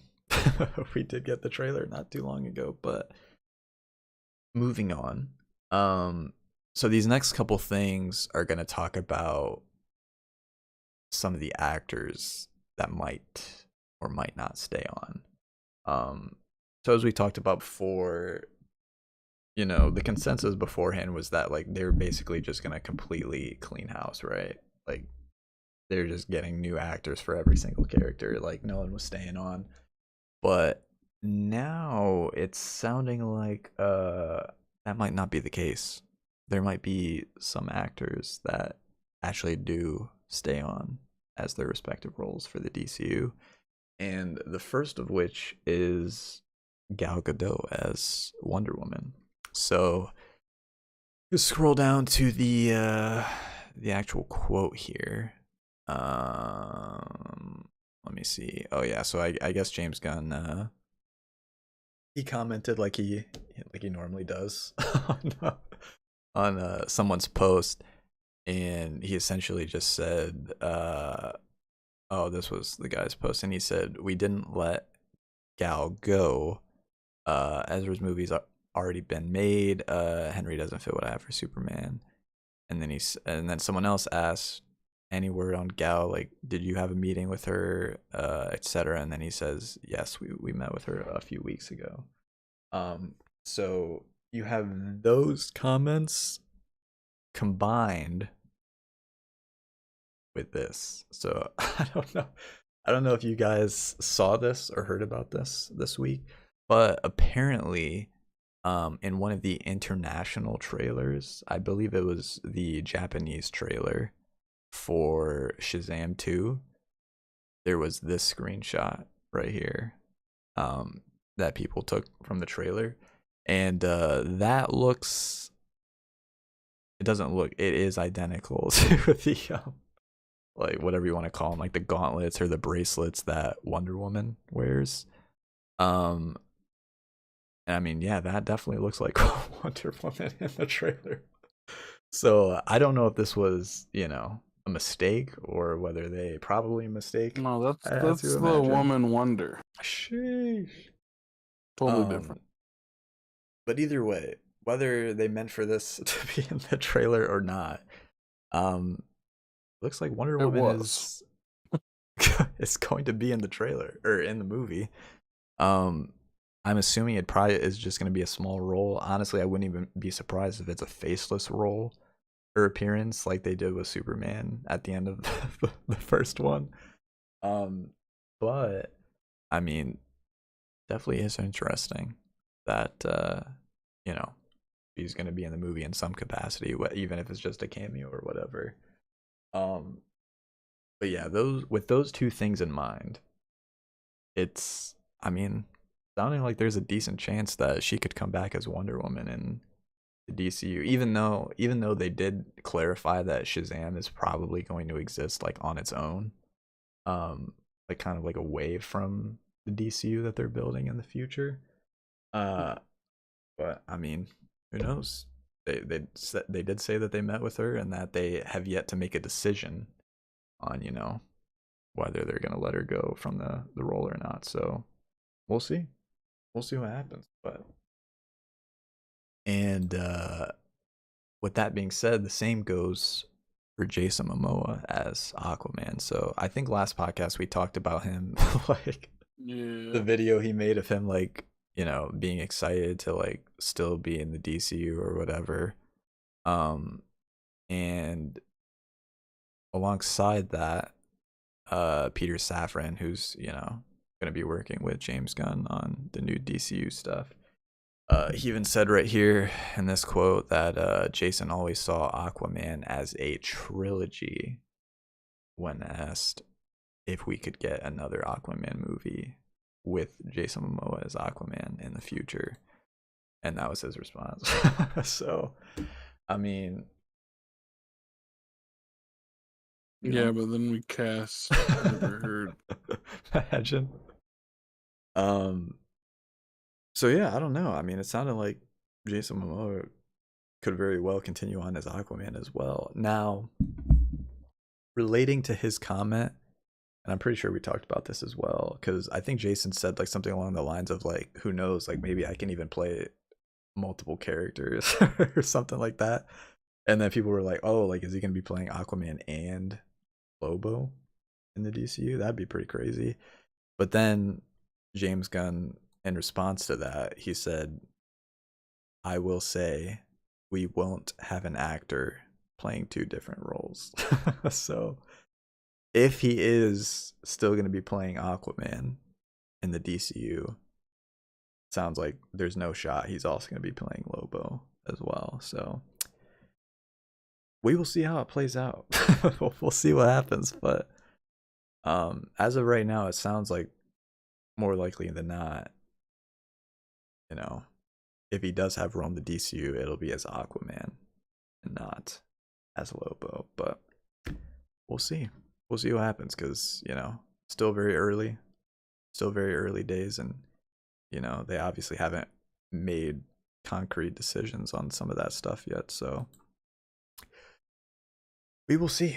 We'll see what happens. But and then the last thing, well, one of the last things, before we get into the slate, uh, was so James Gunn talked a little bit about the Henry Cavill situation. Long story short, he basically just said like the studio basically screwed Henry. Like they basically, someone gave him like a verbal like confirmation that he was, going to be the new Superman. Uh but they did not get the proper like go ahead from like certain executives or whatever. I don't know. It's hard to say exactly what happened, but yeah. Apparently he never really had a job. So he never had like an actual job as the future Superman. He was just told that he was. Oh, that's cool. And Yeah, that makes it better. that whole thing happens. But anyways, now he also, made it clear that he was not responsible for any of that. That was before he had, joined on or whatever. But anyways, the main thing that I wanted to point out was when they talked about the possibility of Ezra Miller potentially coming back as the Flash. And I think you mentioned something about that before, Evan. How you had like heard something or whatever about that. Yeah. But yeah, essentially here's the quote right here. You can interpret it as you will, but it basically says that Ezra is completely committed to their recovery. We're fully supportive of that journey they're on. When the time is right, when they feel they are ready to have the discussion, we'll all figure out what the best way forward is. But right now, they are completely focused on their recovery. So, yeah. I mean, some people are saying, like, I mean, it kind of is. Like, he's kind of just, like, leaving it open, Like, who knows? Like, once they're fully recovered or they're done, with that whole process or whatever, they're going to meet, figure out what they're going to do with the character type thing. So, long story short, contrary to what we've heard before, it does not sound like Ezra is completely out of the role of the Flash yet, which is interesting to say the least. There is. But I have a pretty good feeling that I know why that is the case. And so I think we've talked about before how like internally Warner Brothers executives are basically hyping up the Flash movie to be on the same level as The Dark Knight. I'm pretty sure we've talked about like that before, which is crazy high expectations to say the least. So they obviously expect it to do well. All the test screenings we've heard about, like everyone is just, blown away by the movie apparently. And even James Gunn himself said in a quote that it is one of the best superhero movies he's ever seen. Really? And that he's very much looking forward to it coming out. So with all of that in mind, right, I have a feeling, they obviously expect it to do phenomenally well, not only like critically and like reception wise, but like also probably at the box office. And if that does happen, I mean, you know how the executives are. like if that movie makes, hella bank like we're expecting it to, I mean, they're probably gonna look at that and be like, okay, obviously the fans want to see more of Ezra as the Flash, right? So like if everything goes well with their recovery, we would be stupid not to bring him back as the Flash. I'm saying like that's what they're probably thinking. Yeah. For sure. So yeah, I mean that's really the only thing I can think of like as to why they would like still entertain, the idea of them still coming back as the Flash. But yeah, I think they're probably just playing it by ear, doing a wait and see approach, like seeing how the movie does, and if it does do anywhere close to how they're expecting it to perform,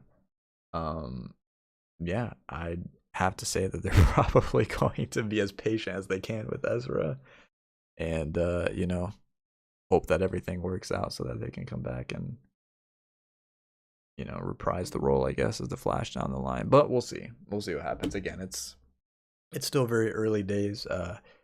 As in even in the Slate, as you know, we'll talk about here shortly.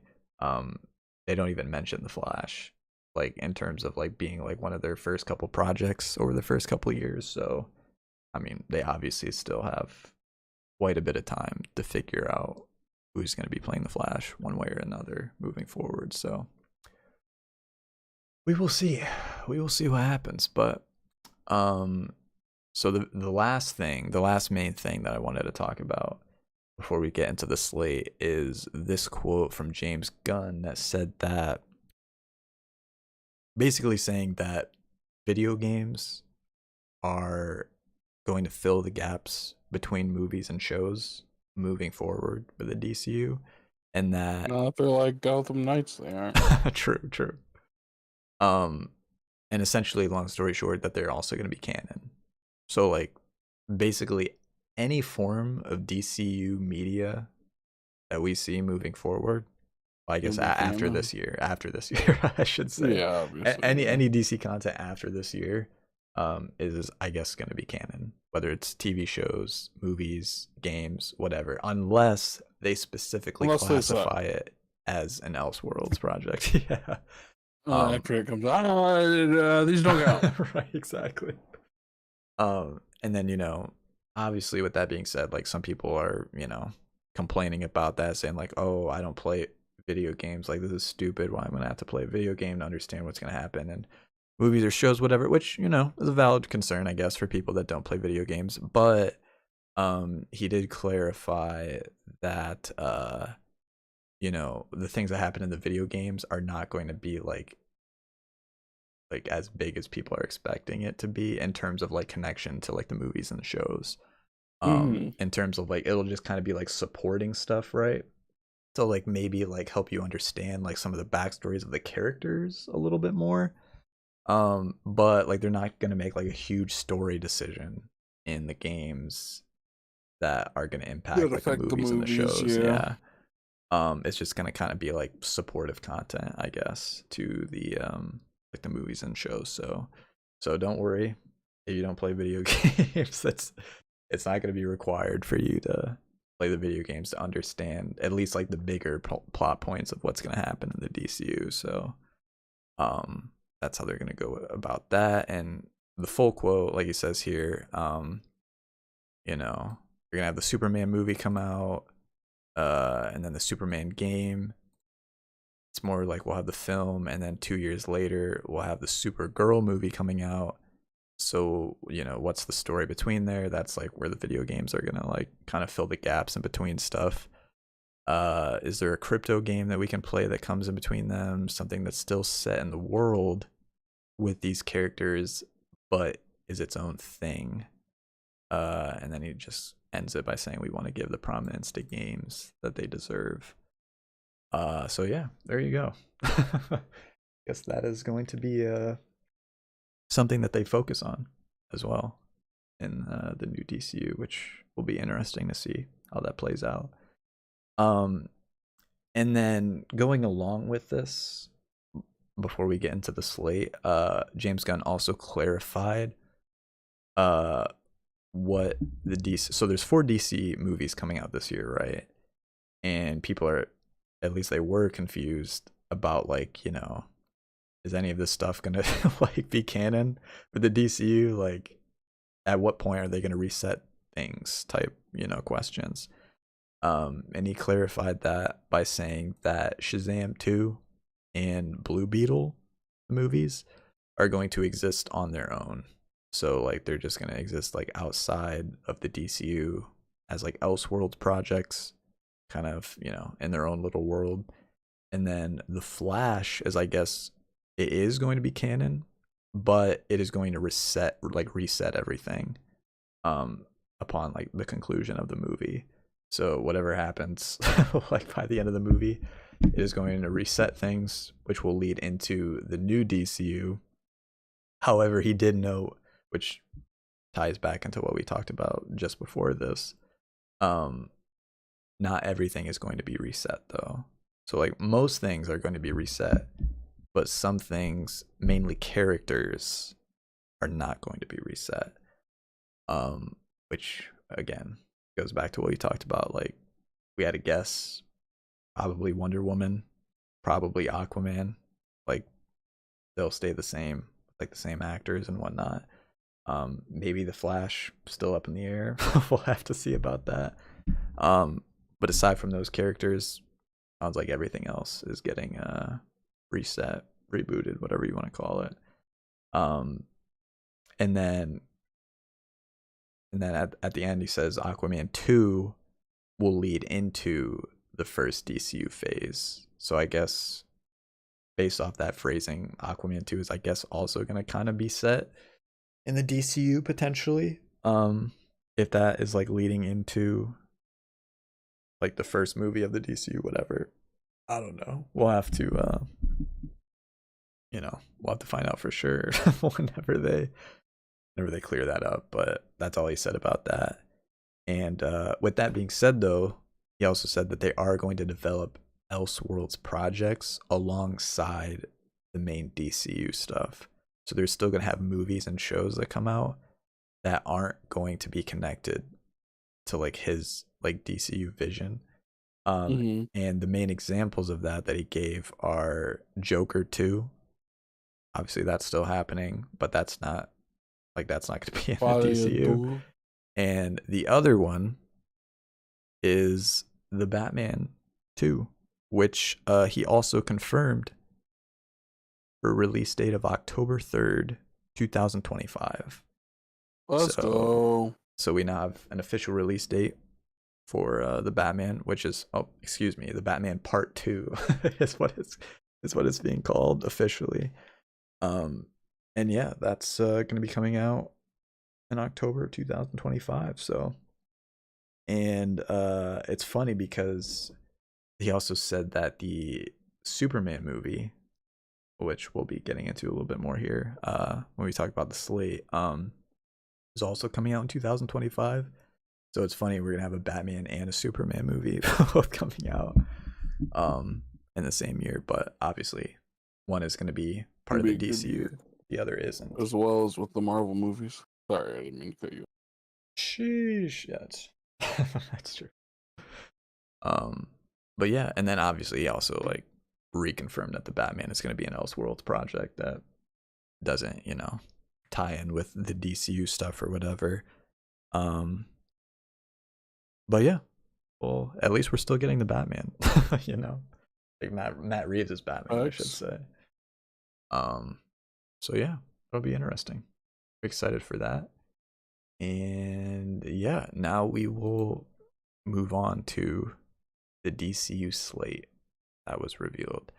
So I'm gonna let you guys know beforehand, I had to do a lot more research than I typically do for the podcast for this, because I'm just not really that familiar with DC Comics.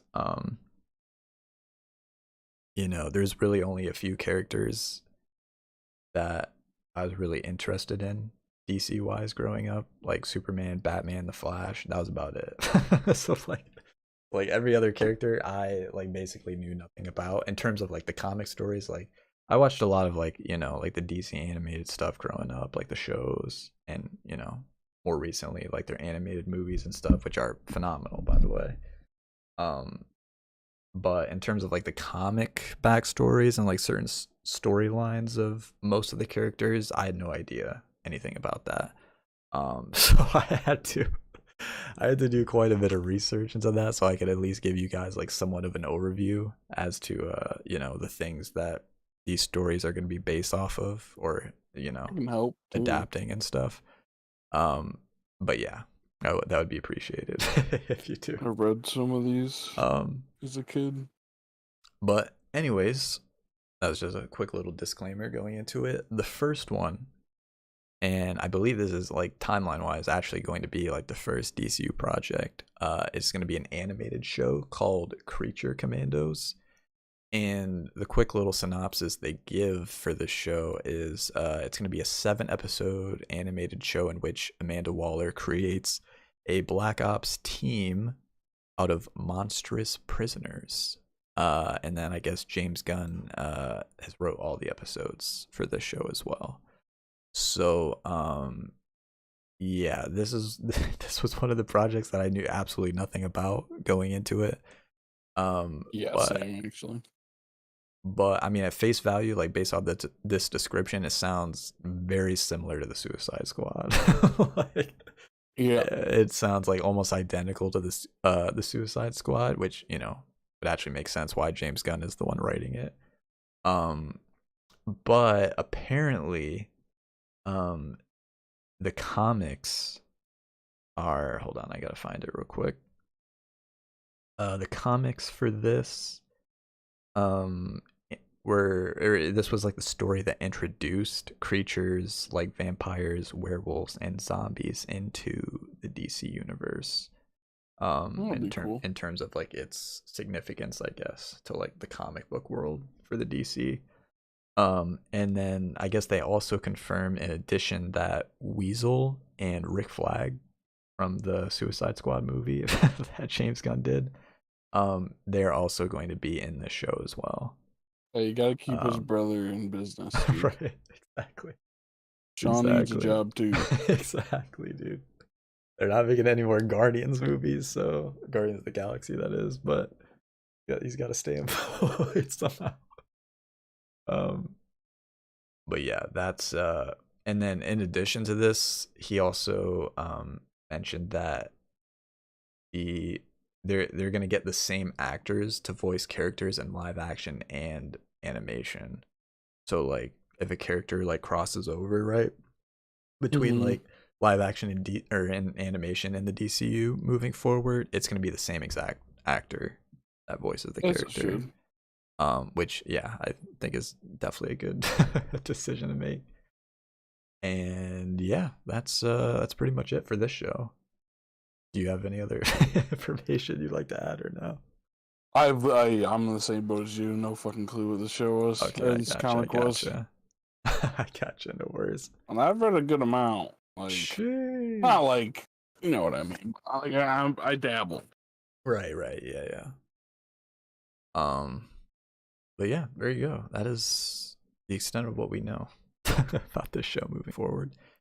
And the next one is another show, which is going to be called Waller. And, as expected, here's the synopsis for it. Starring Viola Davis, this series features Team Peacemaker and will be written by Crystal Henry, who I guess was a writer on Watchmen, and Jeremy Carver, who was, I guess, a writer on the show Supernatural. So that is Watchmen was good. Yes, it definitely was. And then I guess James Gunn further went on to say that the show is going to take place between seasons 1 and 2 of Peacemaker, which is probably why it says the series is going to feature Team Peacemaker in the show. So Peacemaker is actually a show that I recently started watching because of this. I had never seen it before, and the crazy thing is, like, I heard it was good beforehand. Like when the show came out, like everyone I talked to had seen it said it was really good. But for whatever reason, I just like never got around to starting to watch it until now. I'm only 2 episodes in. I'm only 2 episodes in so far, but yeah, so far it is really good. It's really funny.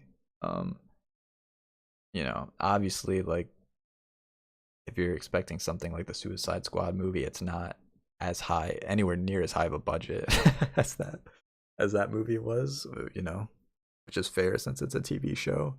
But like the character interactions and stuff are like what you'd expect. Like it's like the same vibe from the movie. It's pretty funny. So, but yeah, other than that, don't really know a whole lot about the Peacemaker show. I'm only 2 episodes in, but I'm assuming this Waller show is gonna have some sort of tie-in with that. But yeah, we'll see as more information comes out about that. But now we move on to the first movie, which is going to be called Superman Legacy. And quick little, synopsis of it. It is going to be written by James Gunn, and this doesn't mention it, but it's also heavily rumored that he's going to end up directing this movie as well. And it is currently scheduled to release on July 11th, 2025. And it will focus on Superman balancing his Kryptonian heritage with his human upbringing. So this movie is, I guess, going to be not based off, but like the comic series that's kind of like influencing it is called All-Star Superman. That is the like comic line that they're going with to serve as like the inspiration for this movie. And that is one I had to do research for because I had never heard anything about it nor read it, obviously.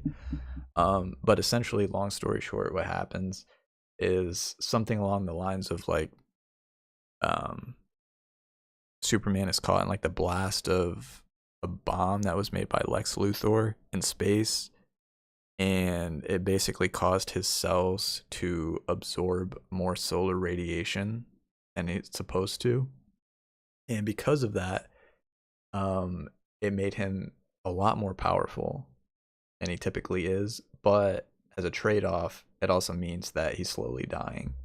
And I think, like, from the start of the comic, it was like he was supposed to die in like a year, or that was like the timeline that they gave him. Like, you have like a year to live, and then and then at that point, you're probably gonna die. And then he basically uses that time to, like, since he's more powerful now, to like do a whole bunch of stuff that he couldn't do beforehand, which is saying a lot because even base level Superman is still like insanely strong. And then, a whole bunch of little stuff happens, and then at the end, I can't really remember what happens at the end from what I read, but I think it has something along the lines to do with like he like just flew into the sun, and like he just lives there now, and I guess that like somehow prevents him He from just lives there. like that, like somehow you can tell like I never read the comic. I just like looked up like No, it's his home now, dude. like He's a got patio. synopsis of but yeah, I guess he just finds a way that he's able to live in the sun to stay alive, I guess. Like as long as he's there, he doesn't die. And then like at the end, like, the scientists of Earth or whatever are like trying to figure out a way for him to come back without dying, but that's basically the extent of what I know about from the comic that this is adapted from. Now, James Gunn did say, it's kind of like a disclaimer for like all the future like comics that we're talking about, that just because like they're going to be drawing inspiration from a certain comic line, right? That doesn't mean they're going to be like directly adapting that storyline. So they're probably going to think they would. Right. So they're probably going to change up a lot from what I just said, like how the comic, like, how the story goes. It's just that, like, whatever like comic they're basing it off of, like, they're kind of going for like maybe the feel or like the look of that comic, or like maybe like taking like that's what they did bits for and pieces Guardians of the story. Yeah, exactly. Or he did, I mean. So I would not expect this movie to play out anywhere close to exactly like the comic story played out, but some parts will definitely be the same. But yeah, we'll have to see from there. But do you have anything else to add about that? No, it's a cool take on a Superman story that we haven't really seen before. It's on the big screen. Other than maybe like Superman Returns, but even then, nothing like this. But no, I'm down for that. Yeah, for sure. And in addition, I forgot he did clarify that this is going to be like a younger take on Superman. I think he even specified that he was going to be 25 years old by the time of the movie. And he meets up with Robbie Patty, dude. Exactly. They were lying the whole time. Imagine. Go Martha. Martha, why'd you say that name? Why'd you say that name? Alfred, who's Martha? Oh yeah, that's my mother. Master Bruce, that's your father. Or your mother? What are you talking about? What's your father? It's like, my father's name was Martha. but no. And for those of you that are concerned about, quite yet another origin story, James Gunn also clarified that it is not going to be an origin story, even though it's a younger version of Superman. He would have already been Superman for a little while by the time of the movie. And that he even I've been doing this. and apparently he's even going to have interacted with some other superheroes like Batman before the time of his movie as well. So yeah, I definitely like that approach, because it sounds like most of the well-known characters like Batman, Superman, Wonder Woman, like they're just not doing origin stories like for those characters. Like they're just gonna like already be established by the time the DCU starts. So, which I'm really glad they decided to go with that approach instead, because we already know the origins of those characters. We've seen it like 100 times. But anyways, yeah, I think that is about it for this movie. And moving on, I'm fucking excited. Sorry, no, you're good. You're good. We have the next show, which is Booster Gold, and yes, and I think we like basically joked about that the last time. We were like, imagine they like reveal a Booster Gold like. Bro, like when I found that meme, I was like, "That's 100% something James Gunn would do." Oh yeah, for sure. Like, because Booster Gold is like one of the better like stories, because it comes off as like he's like a somewhat pretentious person, but then you realize it's like all he wanted was power the whole time, and it's definitely a sad character study for sure. Yeah. But yeah, so the brief synopsis they gave for it is that it's going to be a live action series. Booster Gold uses basic technology from the future, pretend to be a superhero in the present day. And basically, from the little I know about the comic, or the story, or the character from the comics, I should say, he like a museum security guard or something like that in the future. Yeah, something like that. He was a nobody. Yeah. He like stole because we're talking like the way future, like way in the future. Yeah, super way future. So they have go ahead. Like Iron Lad future. Yeah. It was like what, like 2000 or like 2400, like something like that. Yeah, like 2500, like the same time like Halo takes place. Yeah. Yeah. So it was quite a ways away in the future, but the reason I say that is because I guess they just had like a whole bunch of like crazy like technology and like weapons and stuff like on display at the museum that he works at, which at that time is like, it's like basic technology. So like they just like it's like basically having like a fossil at like a museum. It's like us stealing a CRT monitor. Yeah. But like, okay, he we're takes gonna replace that. it anyways. Yeah, right, exactly. But yeah, I guess he like takes that and then he goes back in time to like our present time, where that technology is like basically like makes him look like a superhero type stuff. And then like you said, he just kind of like uses that to get like try to be famous and whatever, like not really try to do superhero stuff, and then he eventually realizes that it's a lot more difficult than he realized. But yeah, that's basically the extent. And I know he definitely starts off, which I hope we get to see. I know he definitely starts off as like a very annoying character in terms of like the other DC characters finding him annoying. Yeah. He's just like Like even like Superman is just like, okay, like Oh, get I this gotta guy work with out of this guy. here. But that's yeah, He's I like the person you hate at the office. Like, right. why are you the way that you are? Yeah.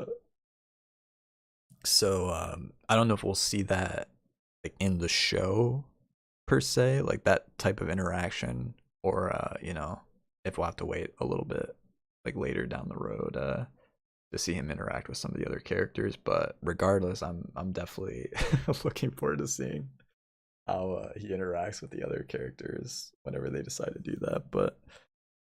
Um but yeah, that's basically all I know about the character. Is there anything else you wanted to add? No, I mean, he's like I said, the good character study. I'm interested to see what they would do with him and how they would incorporate him into the actual like DCU. I mean, he's like an active member of that universe. Right, yeah. Because I mean, he's a funny character. He's a he's funny guy. The big funny funny guy. Big haha funny guy. I saw too that apparently James Gunn he mentioned that they were already like talking with an actor about this role, and apparently some people are saying the rumor is that it is Chris Pedro Pratt. Pascal. Imagine. No, that it's I would say Chris Pratt. Yeah. Yeah. I like that. Um, but yeah, that again, that's just well, it is confirmed that he said that they were talking with an actor, but it the rumor is that it's Chris Pratt. That's far from being confirmed yet, but Dude, you just confirmed it. sheesh. I mean, Sourcing you, dude. I mean, if it turns out to be real, then you can say that it was me. But if it turns out to be false, it was a I'm gonna joke. say it was you. It was a joke. But yeah, we'll have to wait and see on that. And one quick thing too, as a disclaimer, I did not add it to the list of stuff to talk about, but I do remember someone said that sometime in the end of May, DC, or not DC, but Warner Brothers, they're going to be having their own like virtual showcase stream, kind of like Disney did with D23 last year. Yeah. They want to do their own thing like that sometime in May of this year, where they'll be talking about a whole bunch of stuff relating to their company, and obviously like their DC stuff is probably going to be a part of that as well. So that's like the next thing where like a whole bunch of more information is expected to be revealed about like the DCU and whatever. But anyways, I just wanted to quickly bring that up because I forgot to add it to the list. But anyways, moving on, we got another show. It is going to be called Lanterns. And the brief synopsis is that it's going to be an enormous TV event. Series follows intergalactic cops Jon Stewart and Hal Jordan as they uncover a dark mystery. So yeah. Oh, the fact it's gonna be like True Detective makes me Yeah. so hyped. Yeah. Dude. Yeah, so he did describe it as being a True Detective type story, and I'm all for it, dude. Like I am actually really excited about this show. Is of all the shows, well, I feel like Booster Gold has some pretty funny potential as well, but realistically speaking, of all the shows, I think this is the one I'm most excited for, to be honest. Oh, absolutely. The fact that we get them both together. I know, too. right, dude? Because like we almost always like when it comes to like the movies and shit, like we almost never get them. But like when we do, it's always like one or the other. Yeah. And the other thing too is the fact that Idris. I'm sorry, go on. Yo, that actually would be a crazy good casting, honestly. Yep. Hold up. I didn't even even think of like would be good casting for like I literally but just like thought of that, and I'm like, bro, Idris would be like perfect. Actually, that would be the perfect role, actually. Not Hal, but Jon Stewart.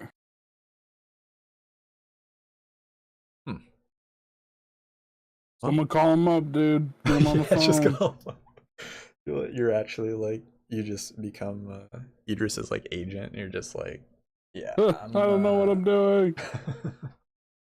All right, so how much does he want? How much does he usually get paid? You're supposed to know that. Just put a lot down. It's like yeah, basically whatever the Rock gets, we'll just go with. Yeah. They're like, do you know how much the Rock gets? You're just like, Mm. yeah, just go with that. Just go with that. But Do I need to? I think it's very interesting that they chose to describe this as an enormous TV event Yeah. series where like It's go ahead. No, you're good. Continue.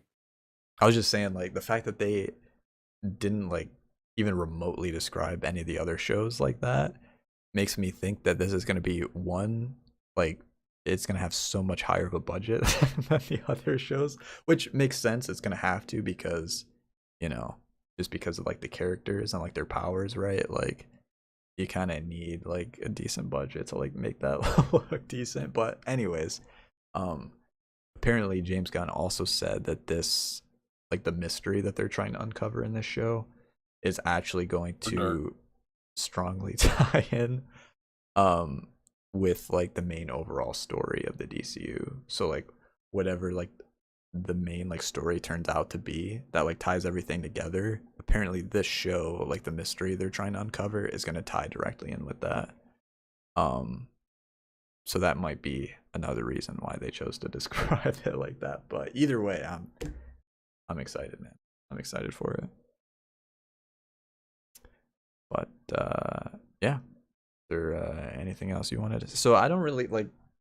I know basically the only thing I know about these characters is from the animated stuff, like you know, like their appearances in like the shows or like the animated movies or whatever. So obviously, like I'm assuming I mean, they're those aren't far off from the actual characters in the right. comics, so I was gonna say I'm assuming like their origins are probably very similar, if not the yeah. exact same in the comics. Um, but yeah, like I don't really know too much in terms of like what storylines like this could possibly adapt or like serve inspiration for like with both of them together. But we'll see. we'll find, we will find out. But yeah, that is that's all I got for that. And then moving on is a movie called The Authority. So I was actually very surprised that they are making this into a movie and not a show. Just because like at least from the people I talked with, like literally no one has heard of this like this comic line or like this group before.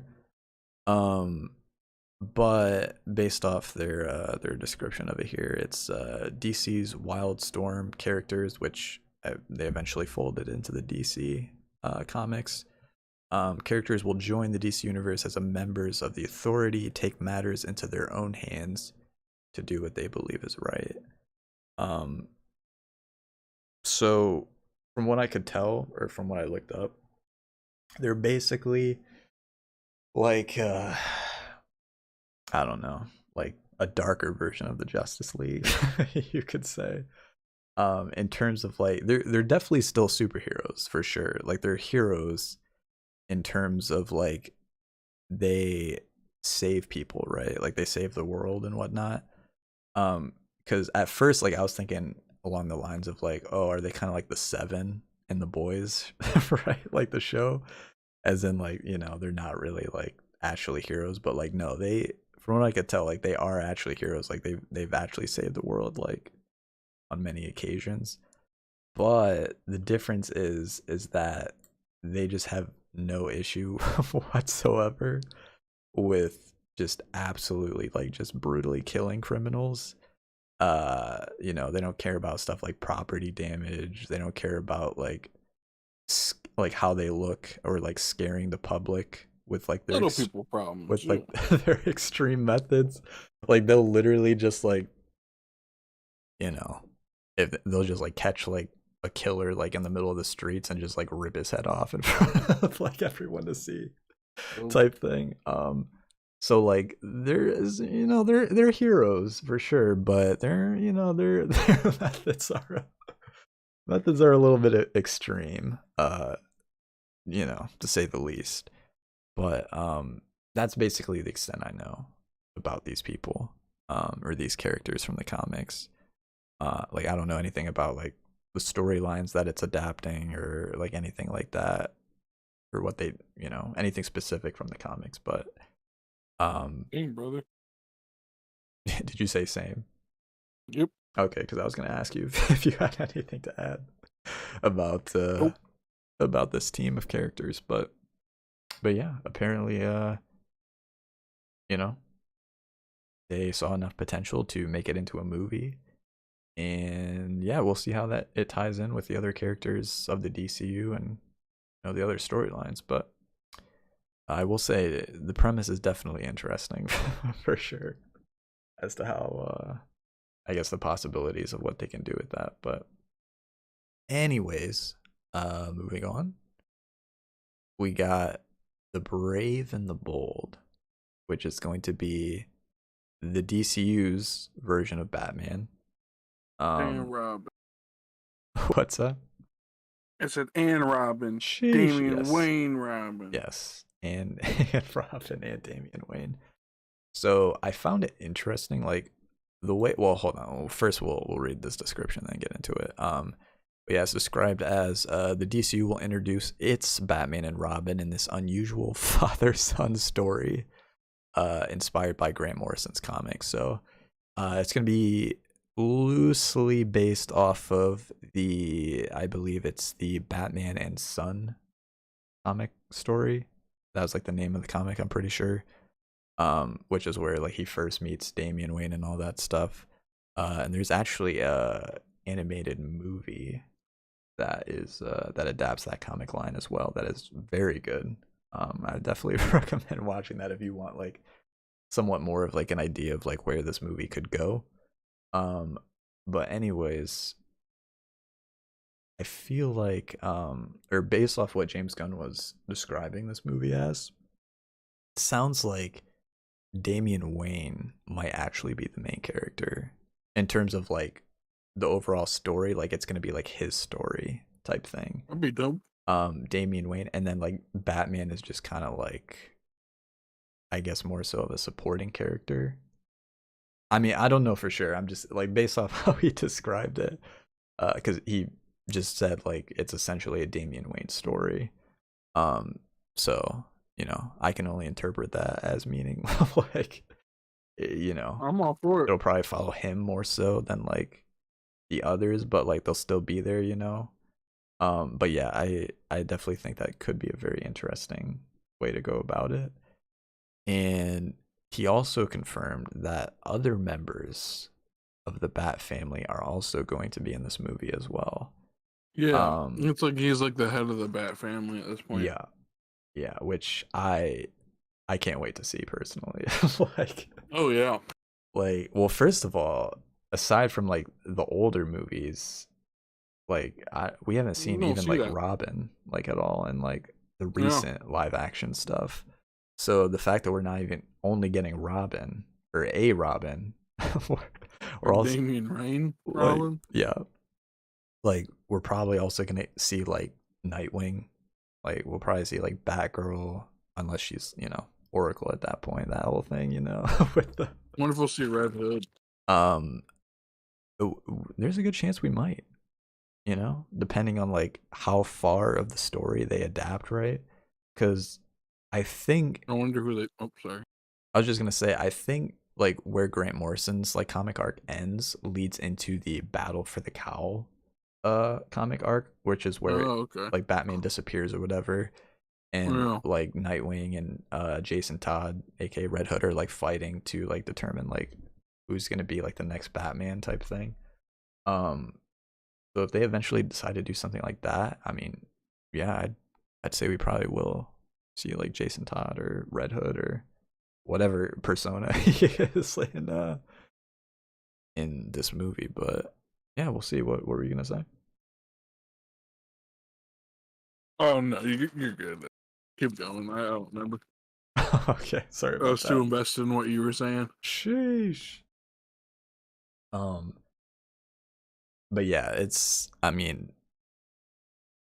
I feel like they have a lot of different possibilities that they could do. I mean, obviously we know the overall story is going to be, the father-son dynamic between Batman and Oh yeah, Damian Wayne, as, he meets him for the first time and all that. But in terms of like introducing the other characters and like where that could go from there, yeah. Oh I yeah, I remember. go. What Nightwing in the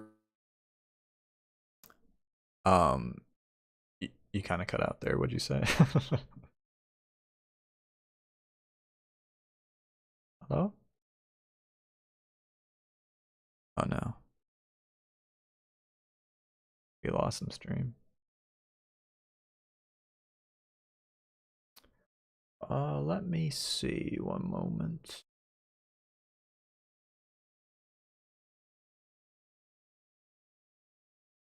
Oh, my connection is good. What I can tell. All right. Well, we will have to see if we can get him back. One moment. Moments.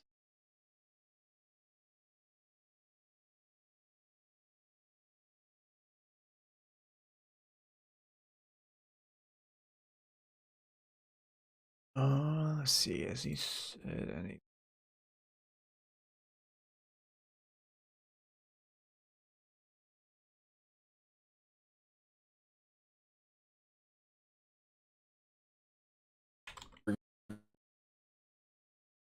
Hello? Hello? Jesus Christ. Okay. I can hear you now. You good? You good over there? I think so. My fucking computer just did whatever it wanted. Oh, okay. Well, you're back now, so I guess that's all that matters. What were you saying though? Because I did not hear. Remember, just go on. Okay. It was something with Nightwing. You were gonna say. Yeah. That's all I heard. Um. But all right. Well, if you think of it, you can bring it up whenever. But yeah, that is pretty much all we know about this movie so far. Um. And with this being said, obviously, they're probably gonna like this version of Batman in the DCU is gonna have to be older, right?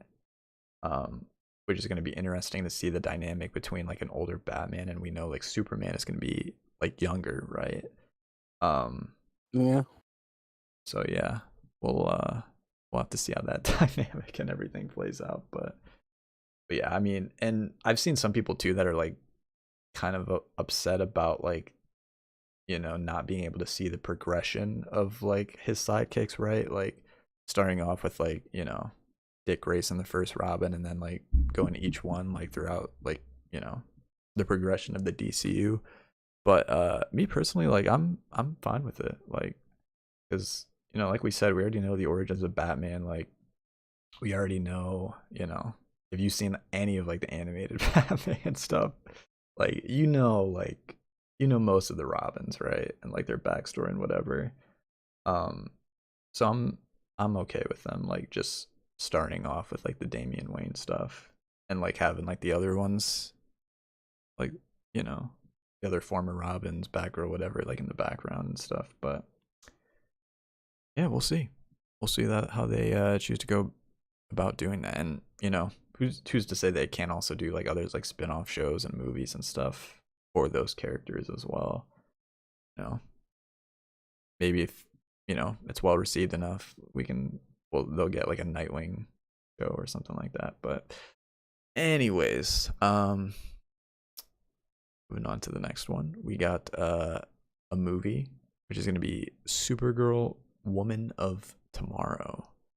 So this is actually based off a comic that is very recent, and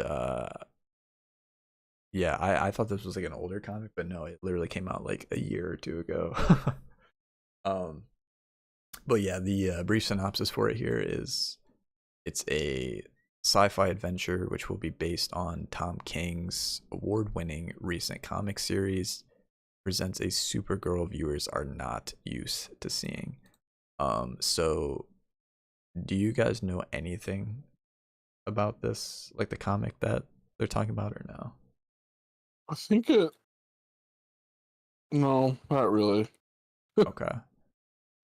This is like, well, actually, this was also like an image from one of the panels of the comic, but this is the one that like everyone. This is like the image from like the comics that like everyone is like sharing around. Like this just goes to show you like kind of like I guess like the how like gritty the comic is, I guess, and like how much different it is from like other adaptations and like or adaptations and like versions of Supergirl and whatever. But essentially, long story short, and again, I didn't read it. This is just from like what I could like what information I could find about the comic is that the comic itself is, I guess, heavily inspired by the old True Grit novel, which also had a movie adaptation, by the way, that was phenomenal for those of you that have not seen the movie.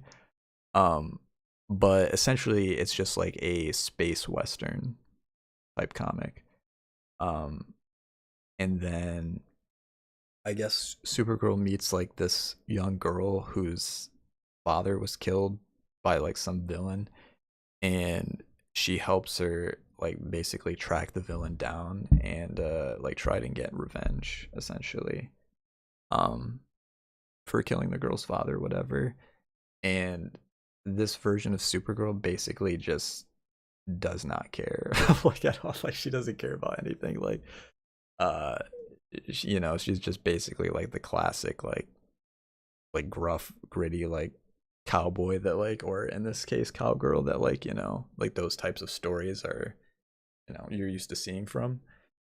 And yeah, it's definitely a unique take on the character for sure, but I can see it working like for a movie or just anything really, like but again, like I don't think they're like just straight up adapting it, even though like the name of the movie is literally the same as the name of the comic. um and they did say it's going to be based off it, but like I think they're definitely going to have to change some stuff up for the movie. But in terms of like the overall like, how things play out, it'll probably be the same. Like I'm assuming it'll be like, it'll show her like having been like just how she grew up on like basically a space rock with like no one around, and you know she doesn't really care about anything or anyone because of that. And throughout the story, that's like how she like, learns the value of like helping others and like saving people and stuff like that. So um but yeah, that's pretty much all I know about the comic and like where the story could go. Oh yeah, and also if you see one other cool thing, if you see this image, this sword sticking in the ground, she uses this sword to fight for like pretty much the whole comic stories, which, you know, who That's doesn't neat. who doesn't want to see like a Kryptonian wielding a sword, like that's Yeah. it's pretty cool. But yeah, and the other thing I just remember too that the comic is very well known for is the visuals as well. I guess like the visuals are pretty crazy in terms of like the art.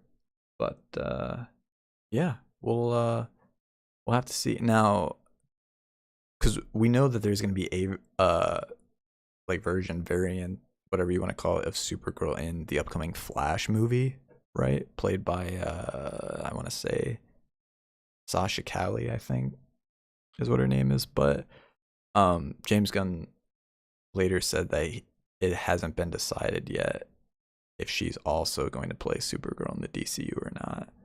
Um, they're still deciding who's actually going to play Supergirl in the DCU, but we'll see.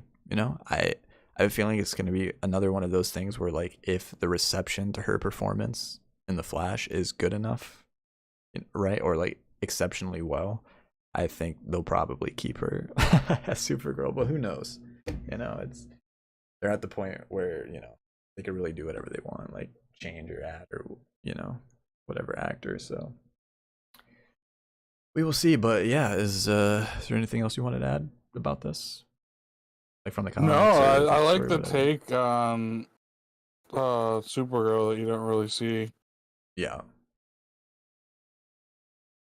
I've also never seen Supergirl with a sword, so that's cool. Sheesh, exactly, dude. That's what I'm saying.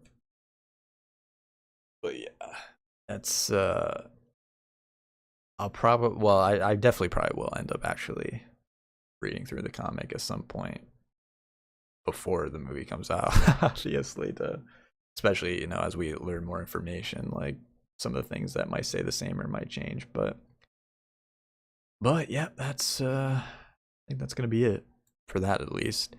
And now I believe we only had two more things that were revealed, and the first of which is Swamp Thing, which is also going to be a movie, which I was also shocked about. Um, but yeah, it's going to be a movie, and apparently, based off this description of it right here, the film will investigate the dark origins of Swamp Thing, and then they provided a link, get a head start, which is basically just their comic website of like some of the comics you can read about the character or whatever. Um, this is another character that I know very little about other than what I've seen in the animated stuff. So I know like the basics of like the character and their origins or whatever. But that's about it. And this is based off of the Absolute Swamp Thing comic arc, if I remember correctly, or at least like it's going to serve as that comic is going to serve as loose inspiration for what the movie is going to be. Um, and I have no idea what happens in that comic either. I want to say that's the comic line where they revealed that he was basically like an avatar of like the green or whatever, and he's like a plant elemental and not like the human turned creature that they thought he was in the Yeah. past or whatever. Um, but I don't know for sure. Like I don't know if that's like the comic that they're saying that this is that the movie's going to be adapting or not. But anyways, do you got anything to say about that? Um, Swamp Thing's one of those characters that really like. I don't know. It's hard to explain. It's just like it's deeper than you think it is. Right. Um, and like what he actually represents is kind of wild. Because like he is essentially like the essence of like what Mother Nature is. Yeah, he's like a plant god, Yeah, essentially. but Yeah. I could definitely see some horror elements as well. Yeah. Well, With this too, if they wanted to go that route. yeah, it's funny you say that because, well, the next and subsequently last thing I was gonna say about it was that James Gunn said that it's gonna be a much more dark and horrific film than than the other ones that are currently announced. Which is saying a lot because what we talked about, like the Authority earlier, right? And how like they're just absolutely brutal, like they don't care at all. So the fact that he chose to, use the words like dark and horrifying for this film rather than that makes me think that like this film might be pretty crazy in terms of like going down like the horror route with it, right? Like you said. Um and just like some of the crazy stuff they can do with that. But yeah, I mean, I don't really know. I mean, sure. Like, if you look at the character here, like he looks kind of menacing, right? But like, I don't know what he's done in the comics that you know make people say that like he would be great as like a character in like a horror movie or something like that. But Maybe you know more a little bit more about that than me, but um, yeah, we'll see. We'll see what happens. And actually, I did forget to. Apparently, James Mangold is officially in talks to direct this movie as well.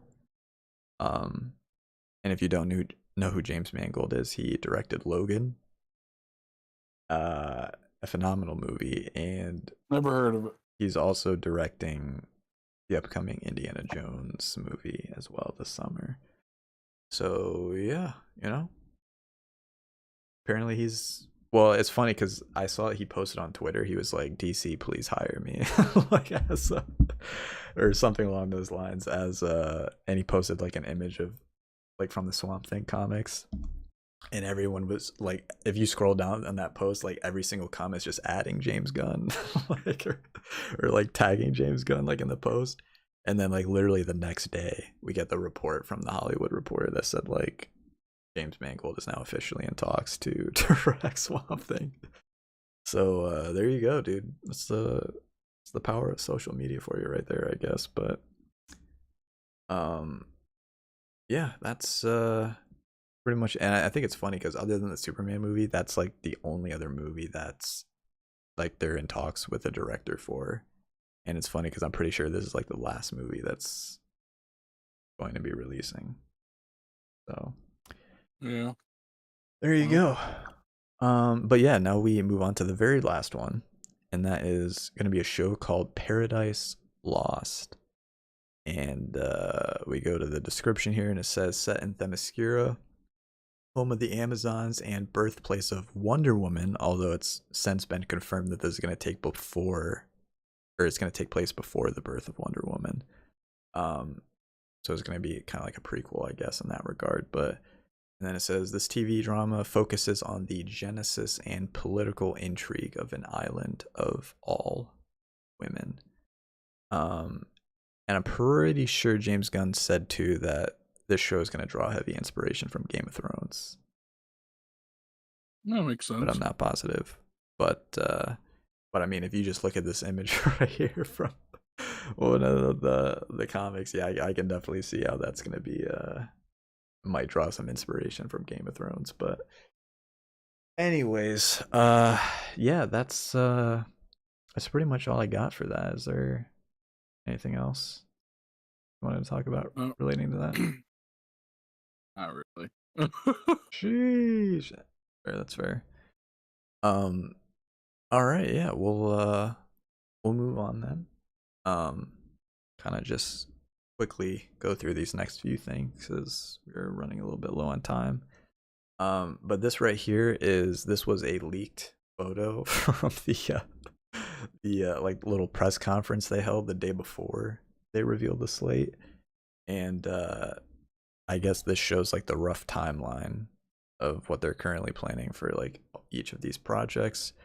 So very first one is the Creature Commandos one by the looks of it, and then Superman Lost Legacy will be the next one in the summer of 2025, and then so forth and so forth. You can see from the image here, and then it's going to end with Swamp Thing, I guess, which will be sometime in 2027, I want to say. They didn't reveal like that was the actual like release year for Swamp Thing, but we found out late last week that 2027 is when they plan for this chapter to be done by, in terms of like the movies and shows that they revealed so far. Like that'll end like by the end of 2027, so it'll be like a 2-year thing. Be sooner if they're bad. True actually. So yeah, we got that, and then let's what was the next thing gonna be? Oh yeah, so these are James Gunn revealed like some of the other comics that are gonna serve as like inspiration for like this first chapter of the DC stuff. And as I already mentioned, but as he reconfirms here,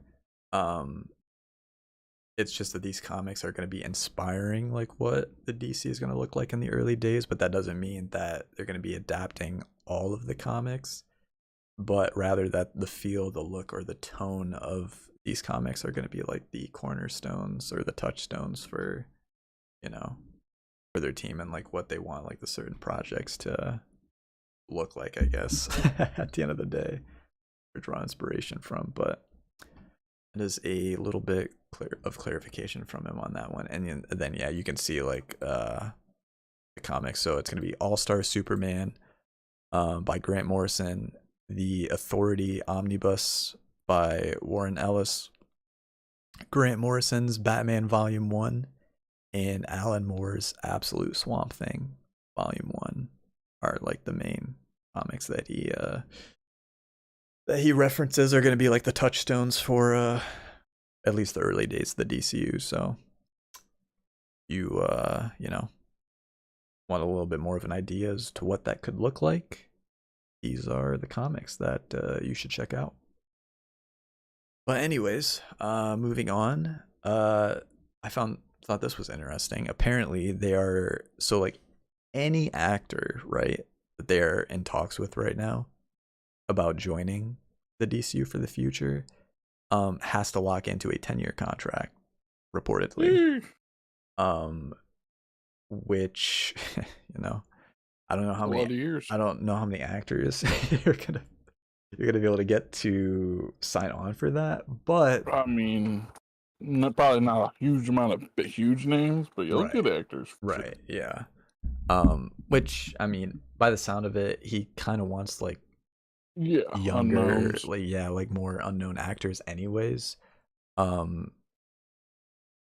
yeah, I mean, we'll see what happens, but currently that is reportedly what they're trying to do, is to any actors that they're talking with to sign a 10-year deal, because that's, I guess, how long they want at least like the first phase or whatever to be. So anyways, and I also thought it was interesting along with this, apparently James Gunn also said a quote, something along the lines of like, in terms of like what he thought would make the DCU different from Marvel. He said that the DCU is going to be a lot more thought out and planned further in advance than the MCU is, which I thought was an interesting statement for him to make. Which I guess makes sense if they're literally requiring actors to be locked in for 10 years, right? Like, like the MCU, they probably aren't. Like, they probably don't know what's happening in 10 years. Like, I mean, they probably have like an idea of what they want to do, but like they don't have like firm, like concrete plans on like it's not set in stone, you know what I mean? Like in terms of like how it'll play out 10 years from now. But apparently the DCU is going to be like literally step for step, it's going to be planned out for the next 10 years. So yeah, there you have it. We'll see how that works. I mean, obviously the more planning you have, I think is a good thing. But like you said, we'll see how successful like these projects end up being, if they'll even need 10 years to do that stuff. But the next thing is they confirmed that they're in talks with Ben Affleck, actually, about directing one of these upcoming projects.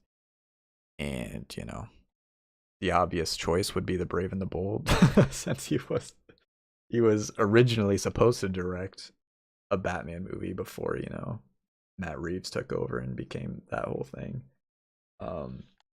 But whether it's the Batman project or something else, James Gunn has confirmed that they are in talks with Ben Affleck about directing something, one of these projects that they announced. So yeah, we'll see if that turns out to be true, or if they can work out a deal and what project that turns out to be, if it ends up happening. So you got that. And then one of the other things, or one of the final things rather, is that they've revealed the writer's room that James Gunn has put together, which is going to be like the team responsible for coming up with all of these stories for each of these projects moving forward. And as you can see right here in this paragraph, this talks about all the writers that are currently part of this team.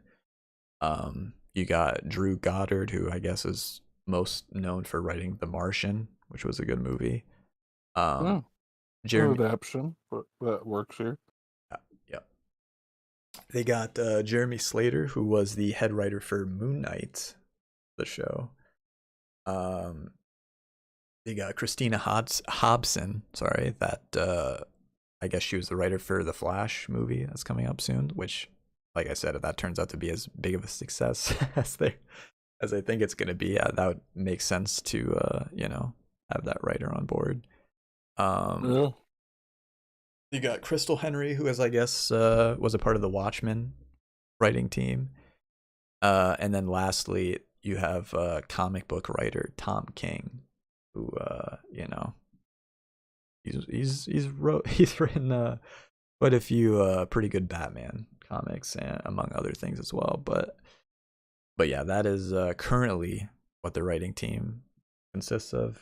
And well, obviously James Gunn is also a member of this team as well. But considering he's already been confirmed to be writing some of these shows like the Superman movie and whatnot. But yeah, that is this is the team that's going to be bringing the DCU to life, I guess, over the next 8 to 10 years if it's able to go on for that long. But so there you go. Yeah, we'll see. And this is the very last thing we got for the DC. And I don't know if you saw this, but he made some pretty, James Gunn that is, he made some pretty harsh comments, and in my opinion, rightfully so. Me personally, I would not have said this stuff, in a public setting, much less to the press, but he did. And yeah, we're not gonna go over absolutely everything he said, because he just kind of like launched on like the previous regime of Warner Bros. And like how, oh yeah, I read this, yeah. like how badly they just like messed up everything. But yeah, in a sense, he basically, long story short, just said like the history, like the previous history has just been like extremely messed up by Warner Brothers, and that like the characters like were just like messed up by DC and like just not handled properly at all. And I mean, just looking at this, he's like, yeah, like there's basically no one minding the mint. They were giving out IP to any creative that smiled at whoever was in charge. There was never any real power given to the people in charge, and so somebody could always go over their head and do whatever they wanted. I mean, sheesh. But I mean, again, I would be, and the funny thing is, which we'll get into that too, but, and then he also says, how basically nothing added up, or like there was no like connective tissue like tying in like the previous DC stuff. Like he goes on to say like Joss Whedon's Justice League then became the Snyderverse, which then became this. And then he pointed out how like things that happened in Wonder Woman 1 and 2, some things and that did not add up or make sense based off the first one. And then he said you had other like side stuff like the Arrowverse and his projects with Suicide Squad, Peacemaker, all that stuff. So he did not hold back. He did not hold back in criticizing how it's true. Warner Brothers has handled previous stuff. And it's funny because then we get to this report that literally came out yesterday, and it's from the Hollywood Reporter, and they said some of Gunn's comments were not exactly tactful. And I did not know this, but it says the previous regime is actually some of the same people who are currently in charge at Warner Bros.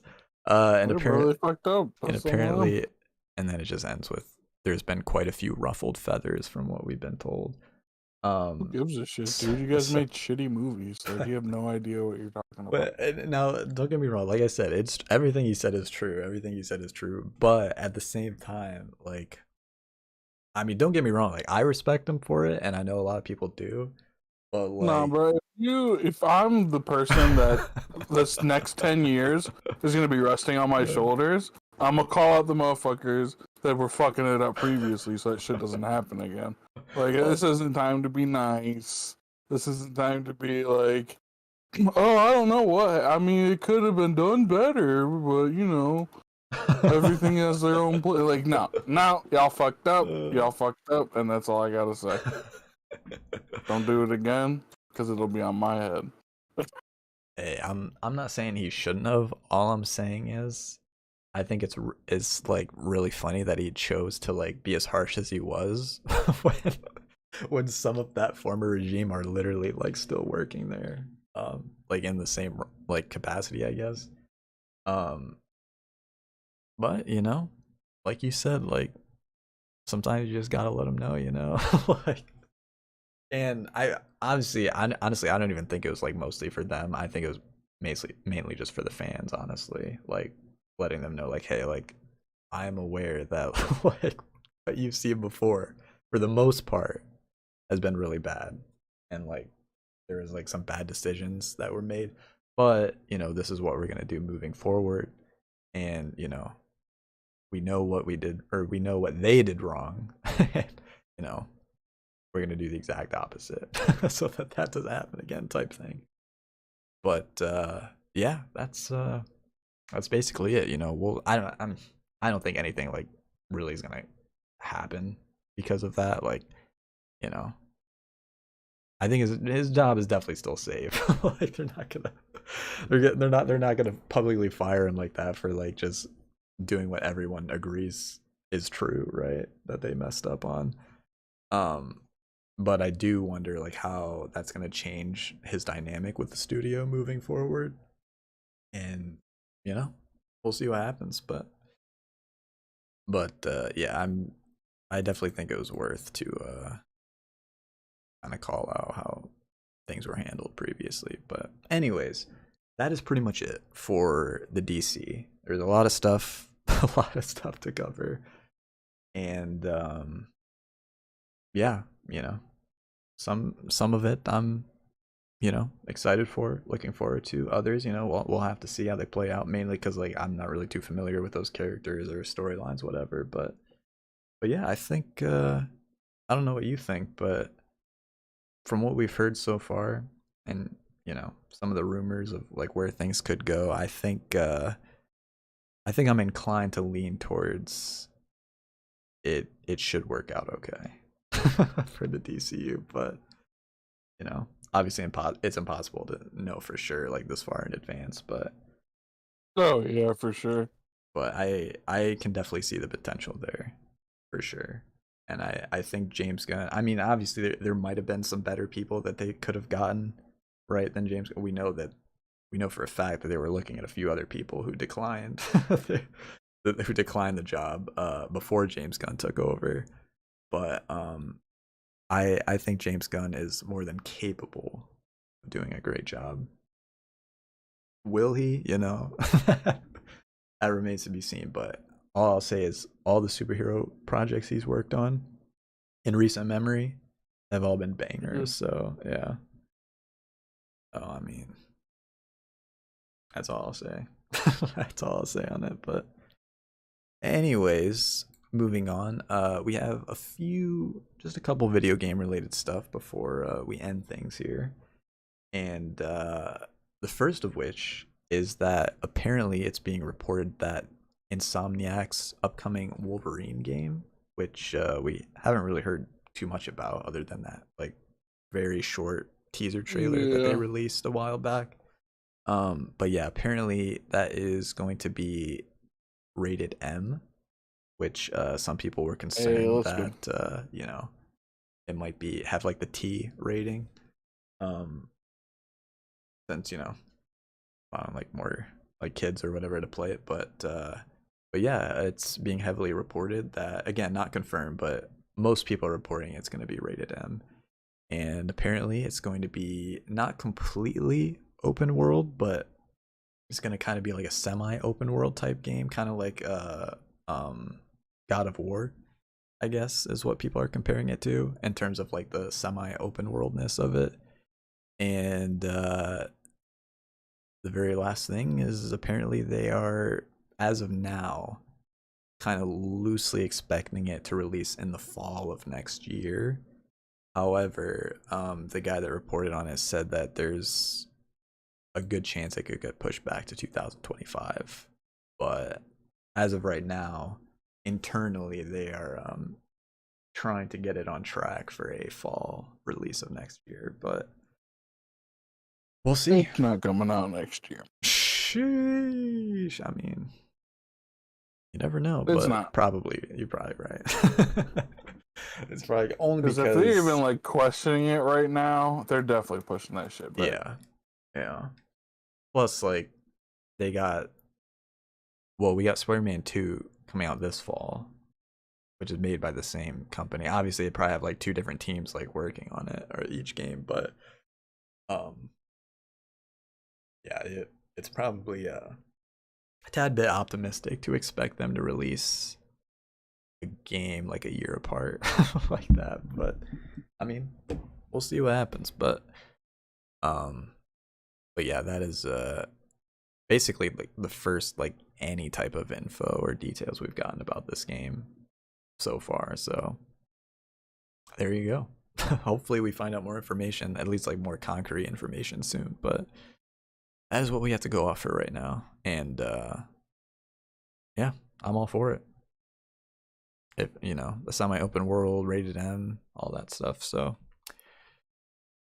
and if it's anything, or if it's anywhere near as good as the Spider-Man games, it'll be good. So I'm not worried about that. But with that being said, we also have some slightly unfortunate bit of video game news, and that, at least for me, that is the Star Wars Jedi Survivor game has been delayed slightly by 6 weeks. So it was supposed to come out in mid-March. It was like, yeah, March 17th, but now it's coming out April 28th.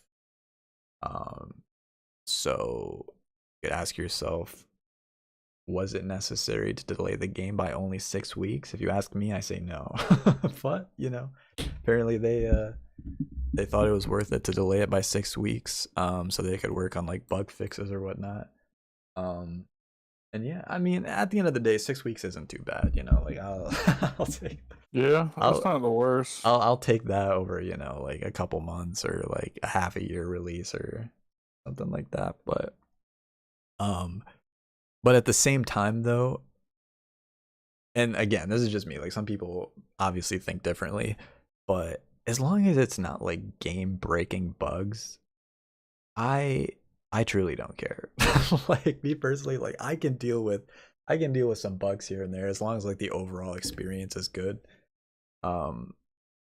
So yeah, but at the like I said, I don't know for sure though. Like there actually might be some like pretty big bugs with the game that they are concerned that they might not be able to fix in time for the March 17th release. So they're like, oh, you know what? We'll give it another 6 weeks. We'll definitely have it done by then. Then I can understand. But at the end, I guess it's impossible to know, like, how extensive like the bug fixing needs. Oh to do, yeah, right? So especially when you don't know what the bugs are. Right. So And I'm like just how saying, many like, there is and... right, yeah. I'm just saying, like, if it is just like very small bugs and polishing or fixing and like small polishing that they're doing, like, I would have rathered it just come out on March 17th. But at the end of the day, like I said, 6 weeks, I'll take it. I would much rather that than any other substantial delay. But yeah, that is a thing, and some people have an interesting theory as to the true reason why this game was delayed by 6 weeks. And if this turns out to be true, then I can get behind the delay even more. But we'll see what happens. But some people think so, like, this delay is going to put it right around the time that Mando season 3 ends. Okay, so they want to ride the hype wave. Exactly. So some people, well, there's two sides of the coin. The first possibility is that they're expecting, and rightfully so, like the hype for Star Wars to be at an all-time high at the end of Mando season 3, which is going to prompt people to be like, okay, like what's the next thing Star Wars, and be like, oh, this video game comes out in a couple of days, like yeah, like, which is going to, you know, prompt more game sales. But there's another theory that ties in with that I think is a long shot personally, but if it happens, you know, I'll be ecstatic, don't get me wrong.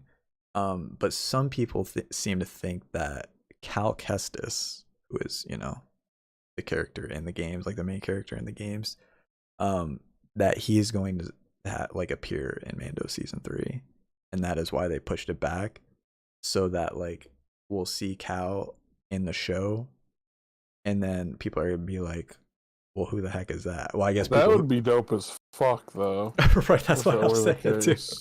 That's what I'm saying. That's why I was like, okay, if this turns out to be true, then I'm okay with them delaying it by 6 weeks. But yeah, and you know, it does make sense, because like if you're gonna introduce Cal Kestis like in the shows, people who haven't played the games, which is a lot of people, at least in terms of like overall Star Wars fans, they have no idea who that is. Like they have no idea who Cal Kestis is. So like if they introduce him in the show, you know, logically speaking, like afterwards, those people are gonna be like, well, who the heck was that? Like, who is this character? They're gonna look it up, be like, oh, it's a character from the video games. Oh, there's a video game with him literally coming out in a couple days. like we'll look into that. You know what I'm saying? So again, I don't know if that's the reason why, but that is a theory that some people have as to the reason why they delayed it. But we'll see.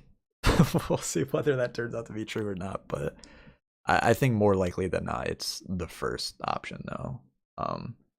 You know, they're just wanting to ride the hype train of like the end of Mando season 3 leading into the games, but in the hopes that it'll lead to more game sales. But we'll see what happens. Oh, we will.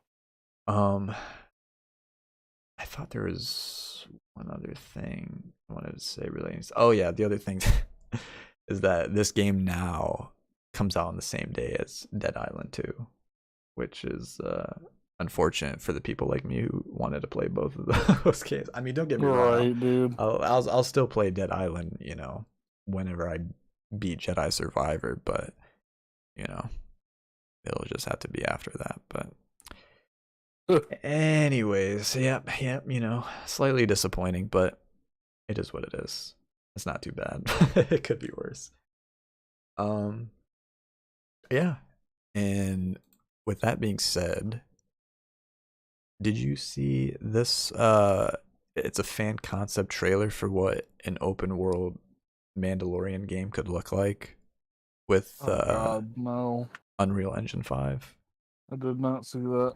It's pretty sick, not gonna lie. I will link it in the Discord here. I'm just playing in the background of the stream, but I'll link it in the Discord as well. But yeah, it's let me put in there. I put in the group chat, but so it's on the same YouTube channel as, do you remember that Superman game demo? Oh, like yeah, concept that we watched? It's same? on the, I don't know if it's the same people that made it. It looks like it's a YouTube channel that like shows Yeah, teasers for that kind of stuff. right. So I doubt it's the same people. But and again, for anyone, if anyone sees this and thinks that, you know, this is actually a game that's coming out, don't, because it's this is just yeah, concept. Yeah, Proof of concept, probably. Exactly, yeah. But bro, if they did, if they did make a game like this, dude, I mean,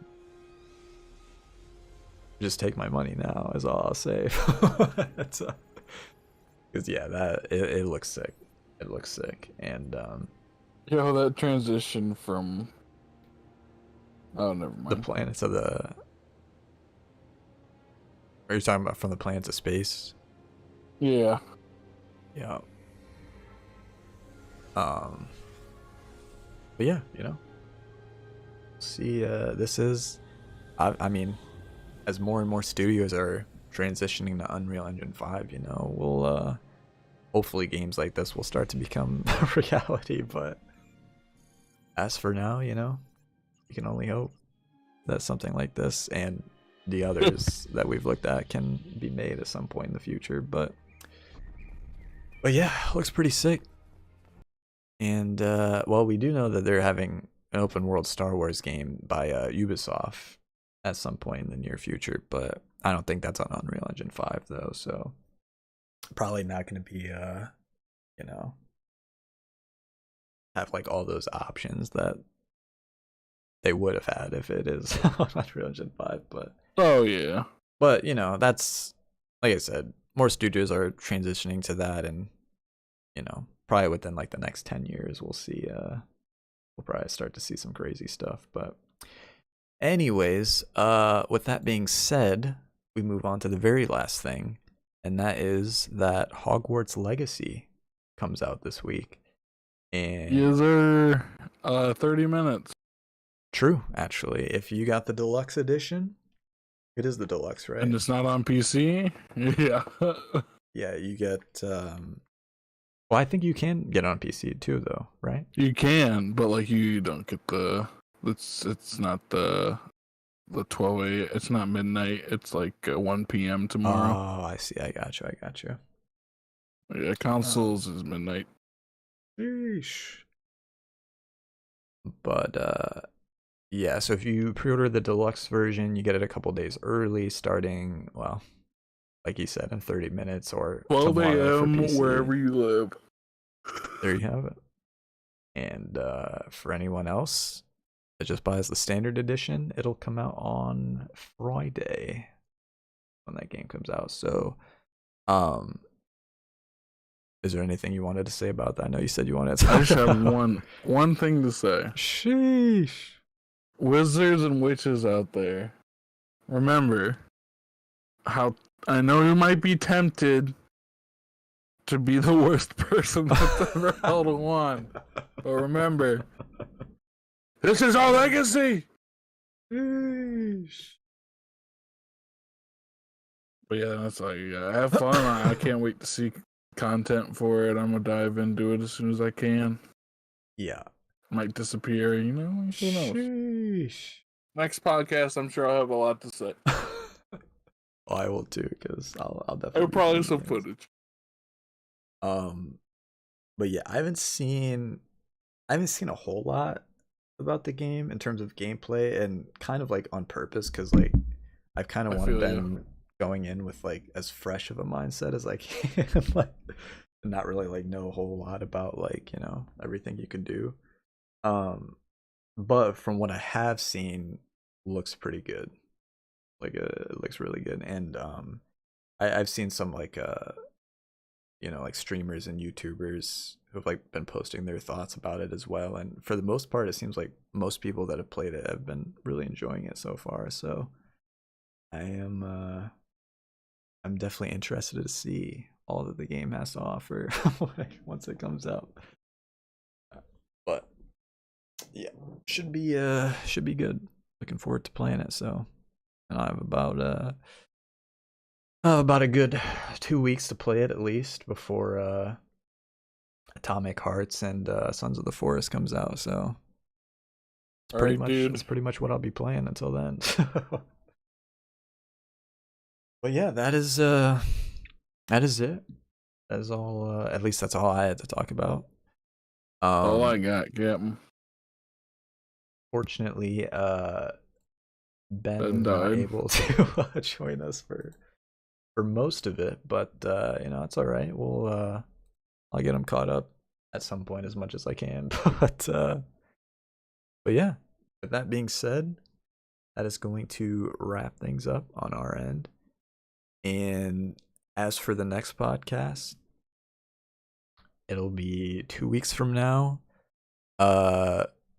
Good chance it'll also be on Monday. We normally do them on Sundays, but because of The Last of Us being on Sunday nights, we've the last couple we've had on Monday nights, so there's a very good chance that will still be the case for the next podcast. So plan for